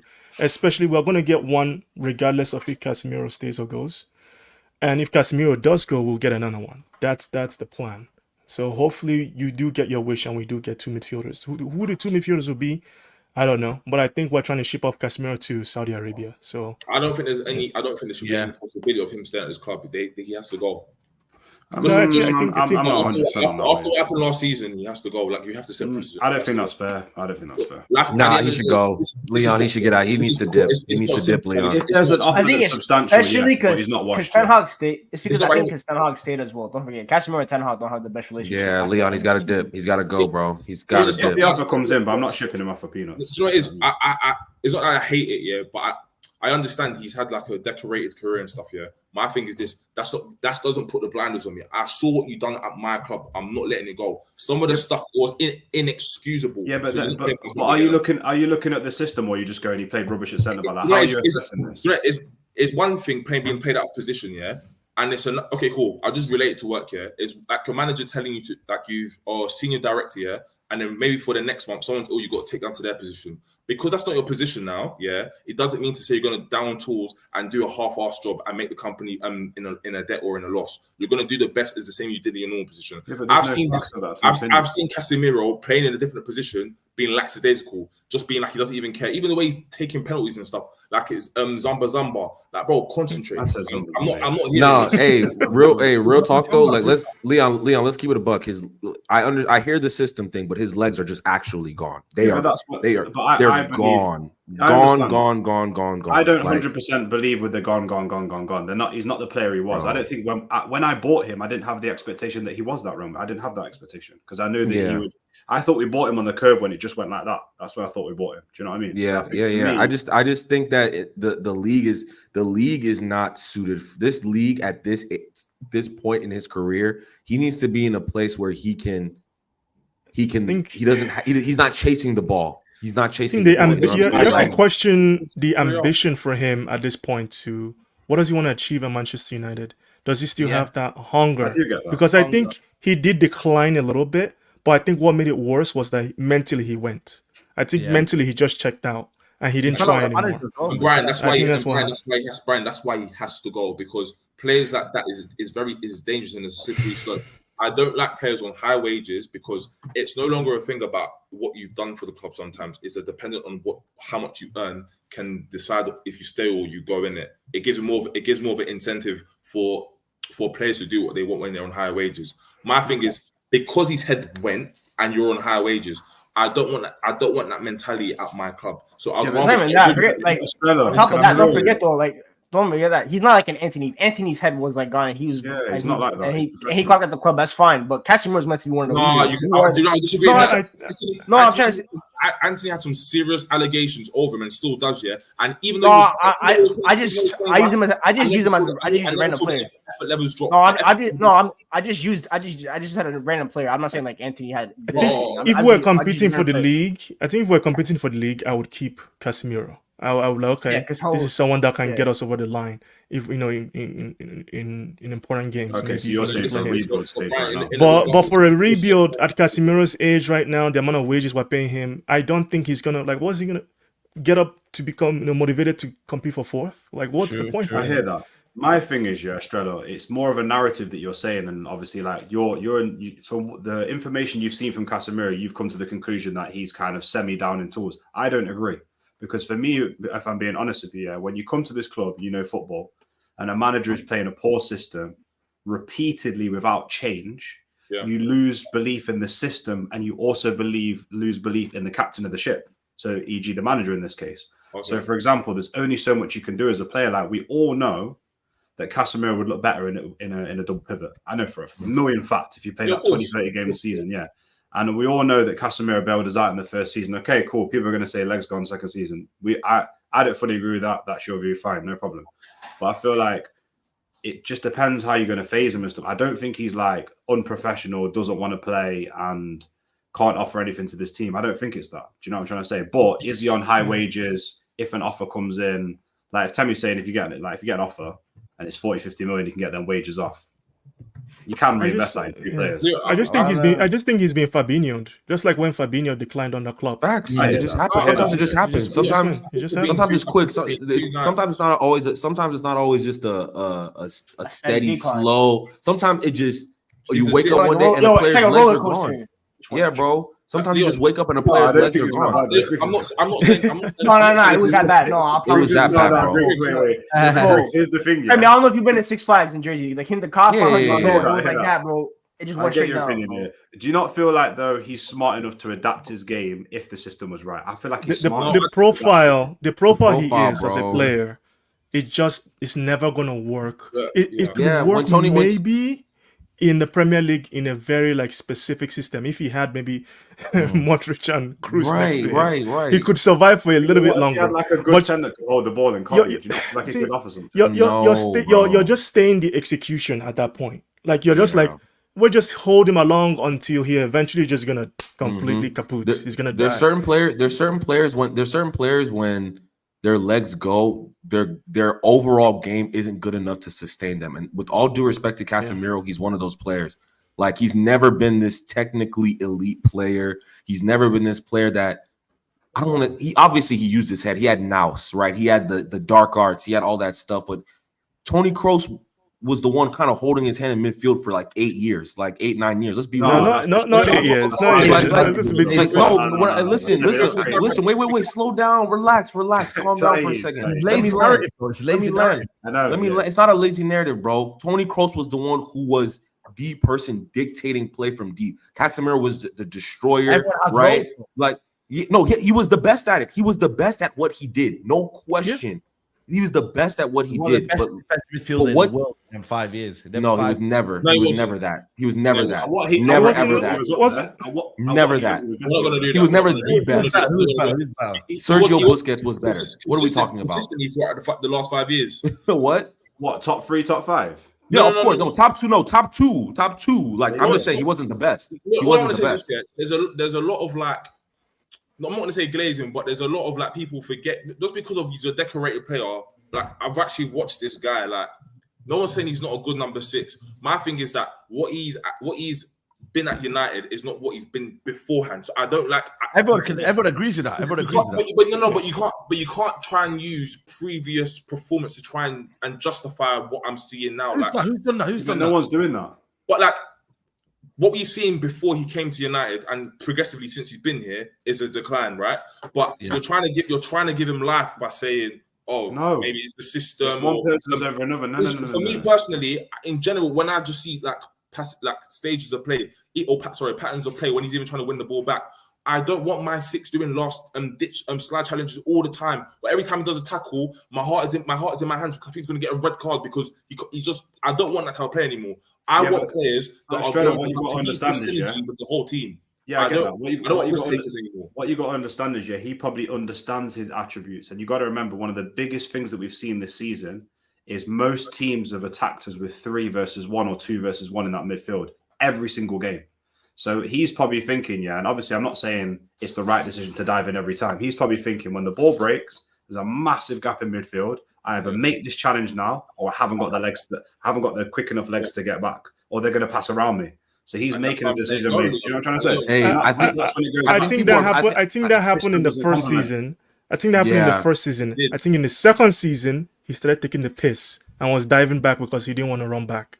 Because he was making some outlandish, like he was nowhere close. and he would dive in. I remember Like, Crystal Palace. it was- Old the Trafford, midfield- but the where midfield's Eze our was biggest just Listen, dribbling I past think him. people are misunderstanding. Like, bro, Casemiro at his pomp is a world class Player. player. Like, I want to Agreed. make that abundantly clear. Yeah, we all Casemiro, even in his first season at Man United, that was probably his greatest statistical season ever. He was great. He was fantastic. Let's get that. Let's make that clear. He was our best But player that season. he was our best. He was our best player that season. Let's make all of those things clear. But right now, his legs are gone. Let's just call his it. legs are gone. But I'm more also worried gone. about his head. His head is where I'm more like. Rashford, Shaw, these men have to go follow him as well. You know, I'm not saying No, Wan-Bissaka as yeah. well. Yeah, that's okay. That's okay. I'm not trying to days no player. Yeah, I know you're not. Everyone is available. Like everyone is. But available. we're trying to be fair, Ashola, we're trying. I know you mentioned earlier, we said that we're not trying to shift anybody out. We're trying to shift out Wan-Bissaka. We're trying to shift out Lindelof. Maguire is on his final year, so we will try and shift him out if we can because Casemiro's not priority. get some money. He's not priority to No. be first out the door for me. So for us, Casemiro is if nobody brings the money for Casemiro, he's gonna stay. But I think someone, especially the Saudi league, with his profile of player, they're gonna want to make a splash. They'll go get Casemiro. At least that's what I'm hoping for. It's already been rumored that Saudi don't want to spend the cash on him. The reason why I'm It's pushing early. Casemiro It's is early. because You know what's he's mad, one of our yeah? most tangible assets. That's why. You know what it is, though? What? Next season. What did you say? Stella? Casemiro. The reason why I'm trying to push on Casemiro is because I think he's one of our most sellable assets right now, and that means a cash injection. that's fair, that's fair. Injecting to us for us to then in turn spend money and get signings in quicker. It's not because I think he's the biggest problem. No, I just think he's one of our most sellable assets right now, and I don't see the point pontificating on this deal when you can just get it done straight away. Yeah, but you can't just get it done straight away because he's on astronomical wages and And I salaries. think I think there's interest enough in him for him to go either Saudi or you could even try and find a deal in Serie A that they were linked with swap deals, or you can try and structure a deal where How did they have it in When you look at world football, they don't spend that. But sorry, go on, you go. I'm saying I think Saudi Arabia even now they want to go a different way, man. They want to do a different route. They want to go for the young talents now. I don't think they're going for the much. I don't know, Saeed. That's just chat. For me, that's just chat. That's just PR. Because how many young players are you gonna get? Like I know at some They point, want to improve the league though as well. at some point you're going to like they're young players, yes. But how many of them are gonna want to go to Saudi? Yeah, you can throw as much money as you want at them. But at some point you're gonna get desperate. Let's be real. And they're gonna want to sign a big name player. They always say this thing, want to sign young players. China did the same thing. They're like, oh yeah, we want to sign young players. Then they sign Oscar and sign all these other guys. They're still going to want to sign players that they can bring into the league that will raise the attention and profile of the league. You sign Casemiro with his popularity, ex-Manchester United player, you're always going to get that buzz off his performances That's true. in Saudi. So I think they'll probably These get him. players, like has disrespect. There is no disrespect. I'll be honest. Like if I'm being totally transparent, yes, Casemiro was an amazing six, one of the best in the world, whatever. But at United, even in the first season, let's not overlook half the time he was either suspended or injured. Yes, he did play over 30 games, and he was our best player that season. But I'm not gonna forget the games that I watched, and he was in our midfield. My heart was in my hands because this guy would dive in like a reckless train. I don't like football being played like that. And if you want to do revisionism and say, "Oh, he's being disrespected," then you feel free. But I like to watch good football. I don't want to see people like Wan-Bissaka in my team having to do last-minute stitch challenges. I just think that's dead. It's not how we want to play. Can I be real? Do you think- Can I be real? Yeah, go ahead, The Casemiro slander is definitely aimed at Temi, bro. Holding his hand for 8 years. Temi, bro. Come on, man. Bro, when I listen, people want to take it. The fact of the matter is that Toni Kroos was the dominant figure in that deep Yeah, but line, that's not what you said. that deep Temi. line area. Yeah, I said he was holding his hand. I heard. I know what I said. I know what I said from a build up perspective. That is 100% build up perspective. You know what I'm saying? Okay, you want me to be literal and give me? It's a fact. You know what I'm saying. You know what I'm saying when I said that. It's a fact. It's a fact. Come on, let's be real. Toni Kroos was the one who was holding down that midfield on the ball. Everyone knows what Casemiro's job was. I think the reality is destroyer. they all complement each other. Of course, they complement each other. But when Toni Kroos's legs have been gone for a solid like 4 years now, bro, it didn't matter. It did not matter. It didn't matter. He's still great. He's still amazing. Fair, it did matter when they got bopped by Chelsea in the Champions Yeah, they got League Bob. They got semifinal. Bob. And then Listen, no, of course. because Tony Cruz the old timer, but he got absolutely cooked in that semifinal. Of And what did course. Madrid do? Listen, They went and of signed course. Tchouameni. They signed Valverde. They made course, Valverde a of permanent course, starter. of They signed course. Camavinga. They got legs Of around Tony course. Cruz, and he looked great again. Of course, they got legs. Cruz, and then, you know, They We're got not legs. gonna not do about- that. Absolutely. it's- They also got ability. My thing is this, Leon. Do you have the same vim that you have for Pogba? What do you mean? Because I'm saying when Pogba was here and playing in our midfield, the you're same allowed protection- Pogba, man. no, the same protection you're giving to Casemiro, would you have extended it to Paul Pogba? Yeah, bro. Pogba was my guy, bro. You know, but I'm saying a lot of people would say, "Oh, Pogba was a flop. He was this and was that." I could argue and say the exact same thing, that he wasn't given the utilities. United failed him, and Yeah, similar- and all the gaps, Hey, all the what I gaps say- you see Casemiro, you see Paul Pogba. When he had to hold hands with Fred and McTominay. I just feel like when you're a manager and you've got a list of players on a sheet, yeah, and you look at your profiles and you look at who you've got when you walk in, you look at who you want to sign with your budget, and you look at what players complement other players, yeah. To not play like Amrabat or Maino in a double pivot with Casemiro most of the season to give him the best chance is just crazy. And we all knew, like, I think we could see it from about a year ago. We could see it from three of them. Yeah, play all three of them, exactly. One thing that I was wanted to go back to what Brian said. It was very interesting what he said about two systems next year. I have no idea why we don't play 4-3-3, you know. Why do we do 4-3-3?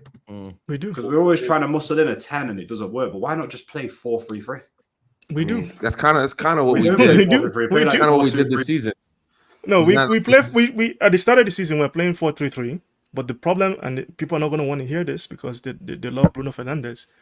Bruno Fernandes is positionally not very Inept. disciplined. He's That's what I'm inept. saying. He So you is- need to keep If him, you man. play 4-3-3 and Mainu's favorite side is the left, you want Bruno to stick on the right. He's never there. He's never. Just watch him. That right hand side in our midfield is constantly abandoned. So we end up playing this weird lopsided.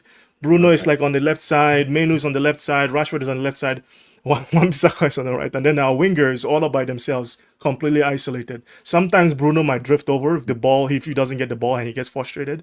But we do play a 4-3-3. That's what we're playing for the bulk of the season. I just feel like we Unfortunately, need to be more disciplined in that. Proper do it Yeah, proper. but- You know The what I mean?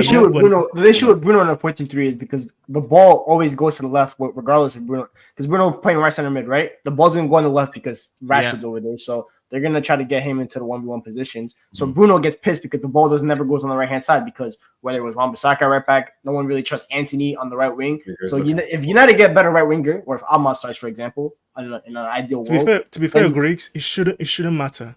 This I is agree with that. I was gonna say that. I Should not agree with matter. that. I agree with that. Saying what happens, you say I that. agree with Like- that, but in a realistic world, looking at how United are and with Ten Hag and stuff like that, he's never gonna be yelling at Bruno to be like, stick in your position. So He's never. we have to- in terms of adjusting to our conditions, if we play a better right wing, To be fair, Then you can- he then maybe actually you can do it. did in his first season.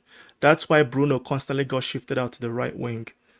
If you watched, and a lot of the time, the person that got moved out of midfield was Bruno It was Fernandes. Bruno. Yeah. Ten Hag is not for blind. Portugal, He sees it. for Portugal, he stays on the right hand side.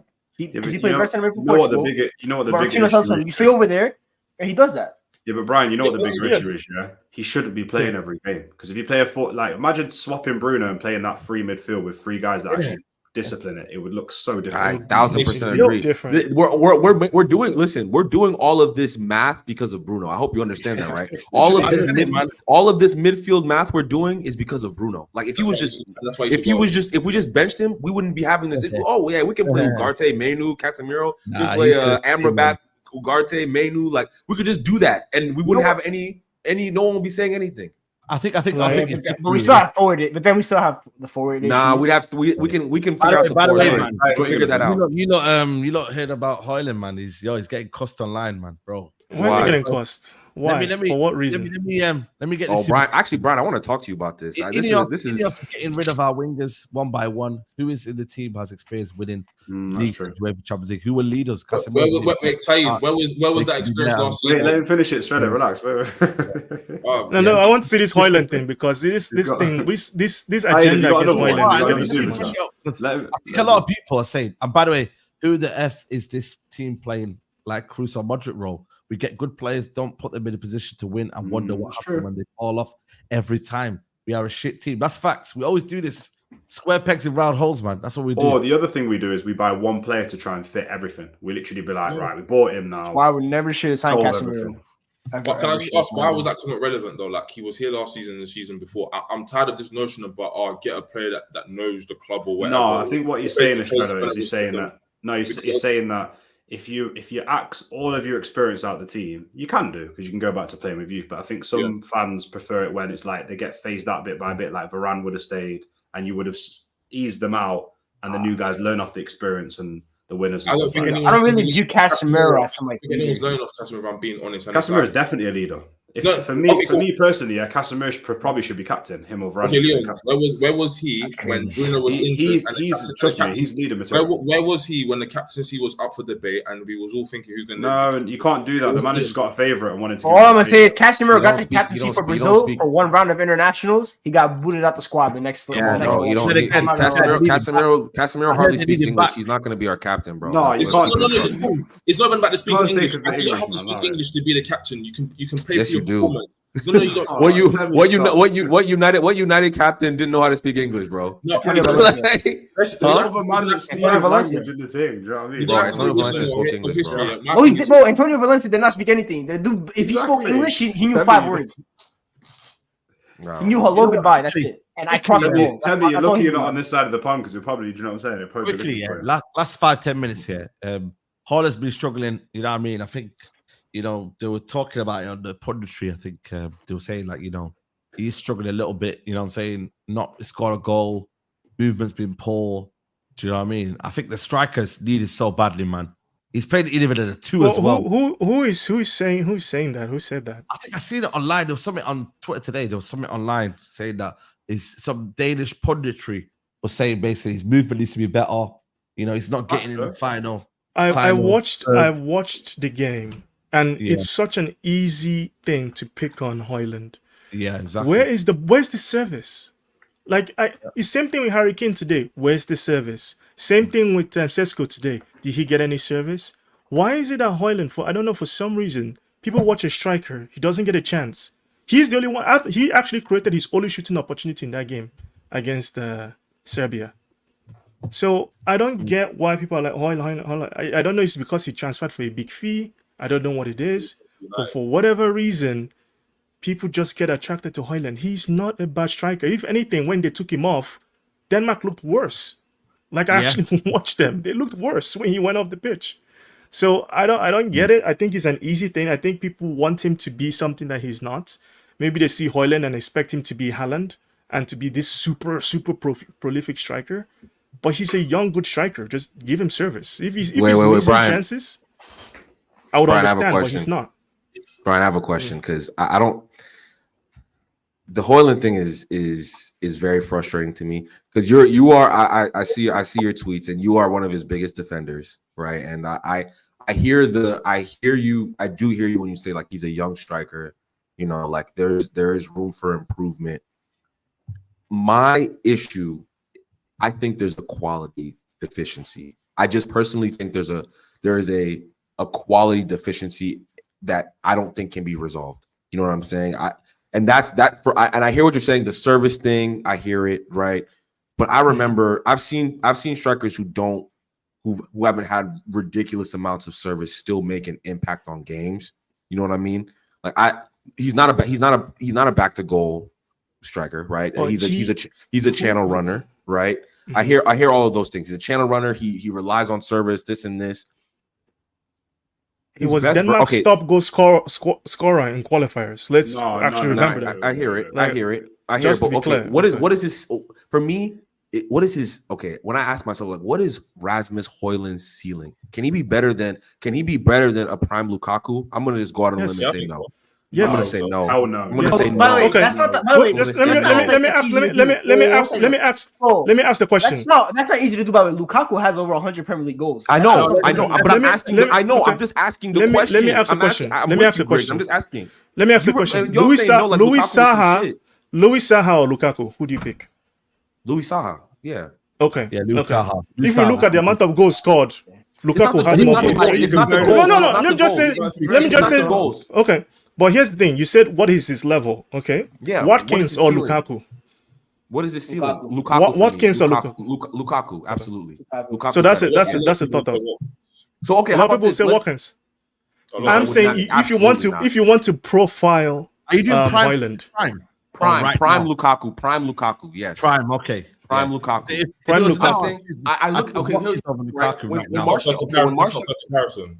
when Martial, I'm saying it is. he's When Martial the came at the same reason why I age- made that comparison is because of the profile. Tammy, don't do it, man, because it's He just is night and day. Højlund is a channel runner, Yep, I'm with but you. they have him playing as a target man I'm because with you. he's a big guy. for Denmark. For Denmark now, the problem Denmark have, and this happens in international competition, teams play a low block, especially in the group stages. Mhm. So you're not going to have the chance. That's why Harry Kane has one goal. There's no space. Like, so with Højlund, he's not going to get as much chances. He just needs to be patient. If he plays in the knockout round and teams open up because teams have to score to progress, to go through. Teams right now are trying to finish third, best, worst, third place. So Playing teams against are being Germany. ultra cautious. So at the end of the day, even if Watkins, people will say it's a very good striker. You stick Watkins in that Denmark thing, you see the same thing. No, but I don't know how No, people wait, don't see wait. this. No, but okay. Tammy, let me come after you. Let me just go first quickly. The issue I think that a lot of us are dealing with here is what does he offer the team when he's not scoring? That's But one this thing is for me. disingenuous. No, it's though. not. No, it's not. Oh, do you know It why? is Because- disingenuous. No, it's not. And I'm gonna be fair as well. Yeah, I don't look at him as the leading guy for Man United. I'm not unfair on him because he was signed for a high price. I'm just looking at what I am looking at, and the attributes wise, without a channel or space, there's not that much that he offers. Yeah, that's Okay, the issue, Brian. does he sneak in the box and get one away, one every 10, one every 12, one every... A lot of strikers do that. To be honest with you, Brian, yeah, and obviously, look, you're entitled to your own opinion and saying you believe in him. I don't see the fundamental attributes that he's going to go really any far for this club or at that kind of level. I really, really don't, honestly. Like, to be honest with you, I disagree. Look at what Vegos was offering us compared to what he is off the ball. And Yeah, with but and Vegos bringing is a players in. different profile of player. I And get it, Vegos but didn't look- score any goals. But listen, people would say Vegos is crap, but look what he offered the team. Do you know what I'm trying to say to you? And our striker needs to offer something to the team. I get the profile element of Ryan you're saying here, but let me be real with you, yeah. Tammy just said, yeah, without space and a channel, what does he offer? What does he do? This is the same thing Watkins, just to answer his question, this is the same thing Watkins faced when he first came to the Premier League, where he was a channel player, but when teams sat back, he wasn't getting goals. What happened is that Aston Villa profiled him correctly and signed like 2, 3, 4 good wingers that could beat their man and put the ball in the box. Why you said it in the same show? We want one player to do 3, 4, 5 things. They are not. So why do we expect Højlund to be Martial? So Cristiano Don't expect Ronaldo? him to be Martial. No, So but Brian, that's what you're asking for. No, Brian, what I hear that. I hear what you're saying. Like I think in a perfect world, what would have happened is we would have had him as like a secondary, Yes. up and coming. Somebody's in front of him. The perfect situation is we have a high level striker in front of And him. he runs who's off learning that striker. and he's coming on. He's coming on as a bench option. All this, I hear that. I'm not saying he's completely off. I just don't think his ceiling is that high. That's my issue. I don't think when the I ceiling look is at that. it, Like it's wait, real quick. I think he's too. I think he's too one-dimensional of a football. I think one-dimensional of a footballer. I hear the Ollie Watkins comp is really, really good. I think that is a great comparison. I think a lot of people want to compare him to a Lukaku in terms of stylistic. I think the Ollie Watkins one is really good. But for me, Ollie Watkins is not a top-level striker. I don't view Ollie Watkins as a top below. I don't. Yeah, I just think he's that level below. And to ask myself, do I think Rasmus Højlund can get to that Ollie Watkins for Man United? Again, I'm using because obviously maybe if he started for Aston Villa, maybe the right situation, less pressure, maybe he'd flourish, right? But for Manchester United, right? Yeah. I don't think he will ever have that opportunity for us to construct a team to be perfect for him. Before that time happens, we're gonna sign another striker, and he'll be on the bench. You see what I'm saying? We should sign another striker regardless. Yeah, You know, we should have another striker 100%, regardless. 100%. But what I is think the that striker will level? be- What is the level we're comparing him to? Because I'm trying to understand. The level I'm looking where? for. Listen, I think here. Listen, of course, the standard is unrealistic. Let's just start there. The standard will always be unrealistic for a Manchester United striker. But I'm trying to lower the level down to like our recent comps, right? I got one. A Lukaku, right? I'm not saying profile. I'm just saying the level he got to at Manchester United, right? As a player. which which was good. a good striker, a good striker in the box. He was a good striker. Man. Yeah, Lukaku. Listen, Lukaku was a good striker for Man United. When he was it didn't work out perfectly for us. Good striker for us. But I think that you're not just comparing Lukaku to him, maybe because of the playing style. No, I literally just said no, not the same profile. I just said that. Okay, cool, fair enough. Yeah, but my thing is this: I still need to go back and double back on what Leon said about the whole group records thing. Like, he offered us more. Like, please, I need to see what you saw that he offered us, because for me, he just covered up for people's lazy behavior, i.e., Rashford, and enabled him to stay further forward and score more goals. Evidently, that's why he had his best goal scoring season, because majority of the time, most of the pressing, the endless running was coming from him, and then when we actually needed a striker, he was coming in off the left as an inverted forward. Yeah, different kind of guy. But I think the next season is going to be so key, man, because we're going to see hopefully a better style of play. Yeah. Ruud van Nistelrooy's impact will be big for him. I think in his development. So too. I think the third one is just understanding that now he doesn't have to wrestle people to get in front of players. He needs to be a bit more smarter. I think the second season, this is why I've always said with Højlund, we've got to be very careful the way we judge him, because I feel like he's one of them where I don't want to even use age. I'm using experience as one more year. Right, now I know what I need to do now to get in the box quicker. Now I need to know what I need to do movement. Can you learn it? Yes. Do you have to be instinctive and almost be that person? Yes, as well. But I think for me, like, I don't think he'll be starting next year anyway. I think Europa League maybe. But by the way, there's a reason why Fergie never bought young strikers other than Wayne Rooney, because obviously Wayne Rooney was talent. Yeah. He always bought ready-made strikers that were ready 100%. To take the next jump. So that's why with Højlund, I'm giving him benefit of the doubt, because I've always said Saeed knows there's 3 positions that need the most time to develop: striker, center back, goalkeeper. That's why those guys, their peaks a little bit later than a winger and a midfielder, because you need time to learn the game. Højlund's only played. This is his first season of playing as a low number 9. Atalanta, he only knew how to play in 2 striker. He never had to play as a low number 9. So this is his first season in professional football, playing as a lone number 9, and he had to do it at possibly the most toxic club in the world. He needs his time, and that's why we need to sign another striker to take the pressure off of him and just let him learn how to play in the Premier League and as a lone number 9. And he's gonna get to learn, hopefully, Ruud van Nistelrooy signs from one of the best movement strikers of all time. And if he can't learn from that, then obviously there's no case for help. By the way, see what happens. I want him to succeed. I just can't see it. Thank you. Let's always start there. It's the same argument. That's crazy. That's crazy. No, but here's the thing. No. But here's the thing, Brian. It's not crazy, because you know what it is. I have a certain, obviously, opinion on how I see the game, yeah, and I just know technical players. I kind of know the ceiling of certain players when I see it. For example, people argue with me all the time. One guy was in the chat earlier saying that I compare Garnacho to Dan James. I don't see that much ability. I don't see, I see a little pop up here, there, and then, but I don't see a Man United starting winger in him at all. Do you know what I mean? Ask yourself, will Højlund ever reach the heights of someone like a Mitrovic? I don't think he'll get there. I don't think anyone gets to Mitrovic. Mitrovic is a good Premier League striker, you know. He does some real good things. Do you know how long did it take for Mitrovic to get to that level? In the Prem? Mitrovic is quality. 21 year, please find me the stats. Find me the stats for 21-year-old Mitrovic or 20-year-old Mitrovic. Ryan, I'm talking about impact. Impact on the game. Leon, can I just add here? Everyone needs to. The reason why I'm giving him way more grace than I would any other striker is, one, to echo what Greg said, he came into a dysfunctional team. Yeah, I get 2, that. he came in with no help. My guy, this is his first season playing starting like proper men's football, and you're leading Manchester United line. Martial was supposed to be there to back him up, to alleviate the pressure. He wasn't there. He was doing it by himself. So it's like, when there's certain instances where I've watched him, I'm thinking, what are you doing? Like, you look a bit stiff, or there's no football brain why you're not in this position. But there's other instances where I've seen him do a madness. I can see there's potential there. My thing is this: I never expected him to come to United to be a starting striker. He was supposed to be the young backup to the mainstay, and I'm still waiting for that mainstay. And I've said the guy to go and get is Ivan Toney, because 100%, I agree with that.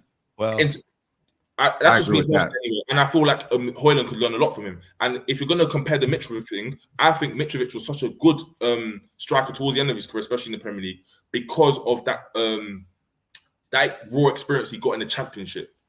Same thing with Ivan Toney. He's gone through all the English league systems. I think that's given him a different aspect in terms of playing. Bring up the other So, striker but that did the same but thing they as well. again, wait, but they here's the Ugarte, thing. man. You see what you're saying though? They didn't skip steps. You see what I'm saying? They went through the mud and then they got to the But big. that's not Højlund's fault though. It's That's not. Wait.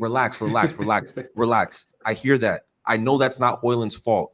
But there's a reality to the situation that he's currently in. As it currently stands, he is Manchester United's #1 striker, and that is the reality of it. It's not. He is though. Right now, he is.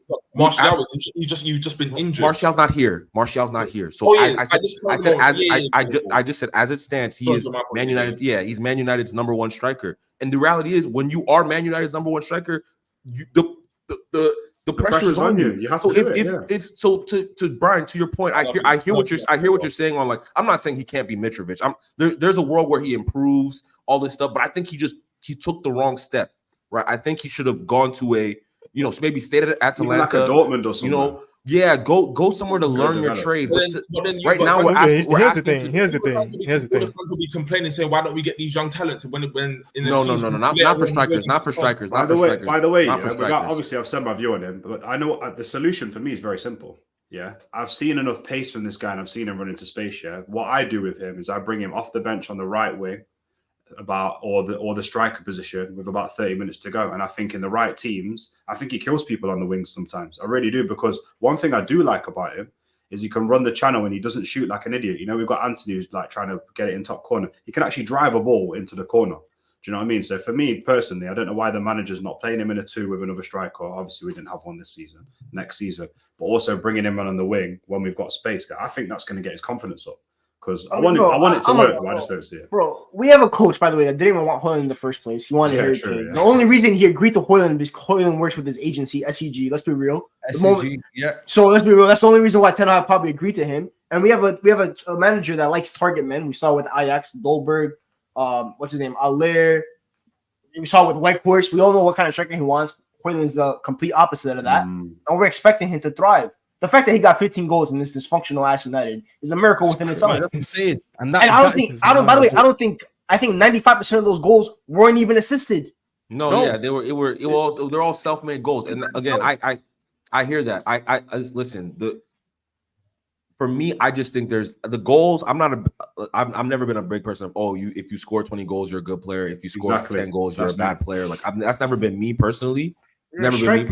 I want to look at the overall game though of the play. What is that? Bro, the striker's job is to put the ball in the back of the net. That's what you're there for. Hold up, slow down, real quick. There's more to it if you're a Martial. Wait. Let me. Just for me to understand, tell me. As a poacher, your job is to score goals. That is what your okay, your task I know is, that, Brian. I just want to get a base level of where you guys are. Did you guys rate Chicharito at Manchester United?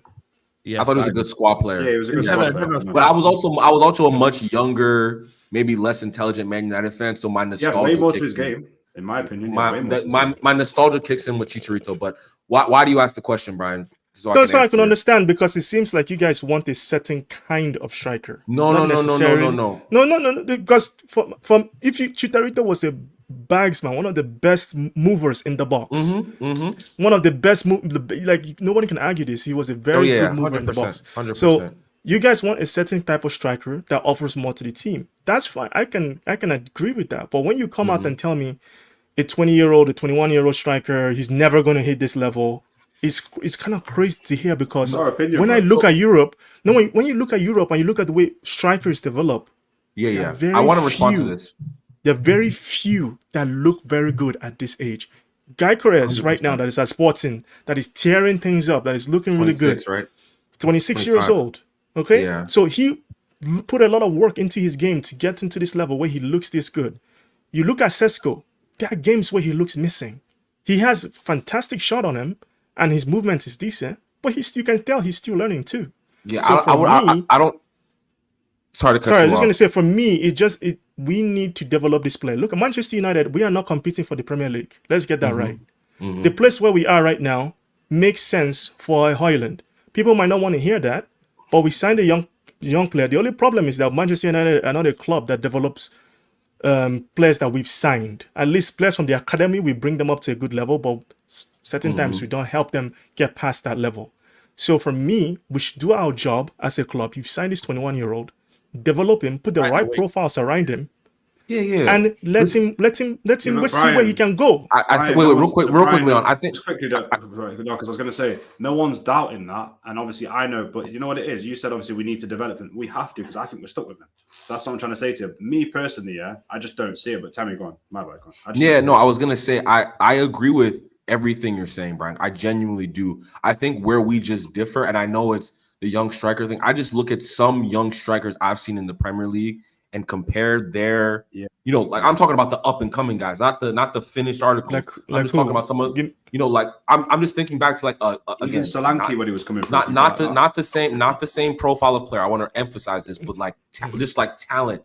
When I think of like Everton, Lukaku, right? Like that's like those are the type of players like, wow, that they should be at a Man United, right? Like, oh, like it's not finished yet. It's not the finished article, but like you can see the trajectory. You can see the trajectory, even though it's not polished, right? Like, should I answer that question for you really quick?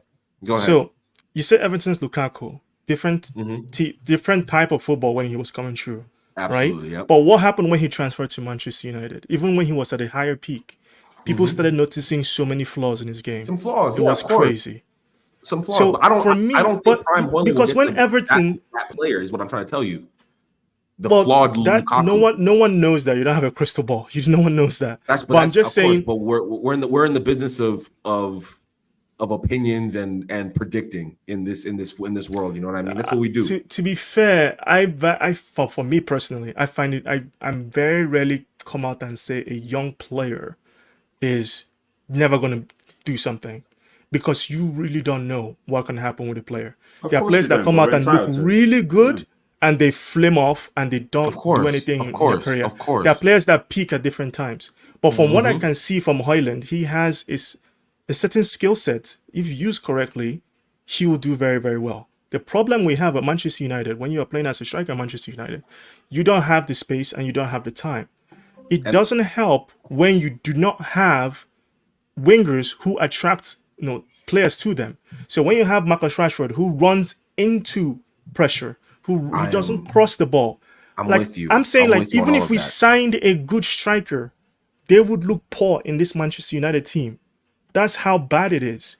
I don't necessarily agree with that. And here's the thing. Exactly. So again, it's like I hear what you're saying. I am with you on the profiles of wingers we have around Højlund to make him succeed. I've been on that train, even with Marsh, even with Tony. I was on that train for years. Like, listen, I like the Rashford Tony link up, but I still don't think he gets the service he needs. I've been on that. Like, we're right there. We're in lockstep with that. That is not. I'm not disagreeing with that. I think that my first statement, the quality deficiency. I think there's certain players who can impact in spite of the players around them, and I don't think Højlund is one of those players. And the best Man United strikers we've seen, young, up and coming, older, have all been able to impact games, even when their surroundings may not. What's the last young 21-year-old Manchester United striker that we've had? Martial, probably. Martial was playing left wing at 21. He's kind of the wing, innit? So but, I mean, he was left wing. Like he started off as a striker. He came in the first few months of play. Martial's okay. So the only two young strikers I remember United signing for money was Wayne Rooney, who's literally a generational talent, and Martial, who was considered that because he had the Ballon d'Or clause. He won the Golden Boy, so he was expected to be one of the best players in the world. Other than that, we don't sign young strikers. Like I mentioned, and they never even really played striker position that much. Rooney was all over the place. He even played midfield. Rooney's not even a striker either. He's a 10. Listen, and people say my guy Double A, my guy Double A saying we have agendas, bro. There's no agenda. I want Højlund to do well. I want him to prove me wrong. I hope I'm wrong about Højlund. This is not an agenda. This is not a I want Højlund to go away. I want Højlund to. I hope I'm completely, absolutely 1,000% wrong about Højlund. You feel me? But I just don't see that. I'm not going to sit here and lie and pretend I see something I don't see. I'm with you, Tommy. I'm with you. But it's just for me, it's very hard for me to judge. No, what it is for me, yeah. Obviously, like me and Tammy see the games, see this one different to you guys, yeah. And it's like, for me, I always break it down to like a numbers thing when I watch football. It's like when for the time that he's been here, for all the minutes that I've seen, yeah, I just don't see like how he's going to get to that ceiling that other people believe, and that's just what I see. Obviously, Brian, you watch the same game and you see other things. You know where I'm coming from.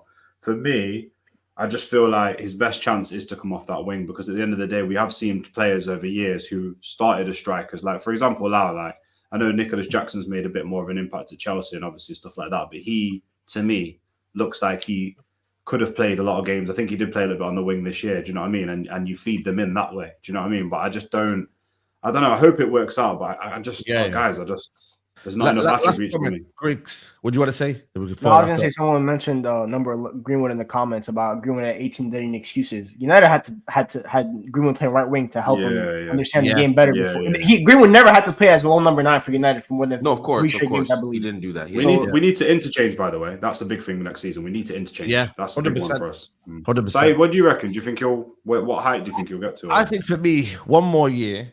And then I think then I'll get more kind of like, I don't think this guy's gonna work, man. I think, but next year is gonna be crucial. But Europa League, that's gonna be something. But I hope I'm wrong. Yeah. I do as well.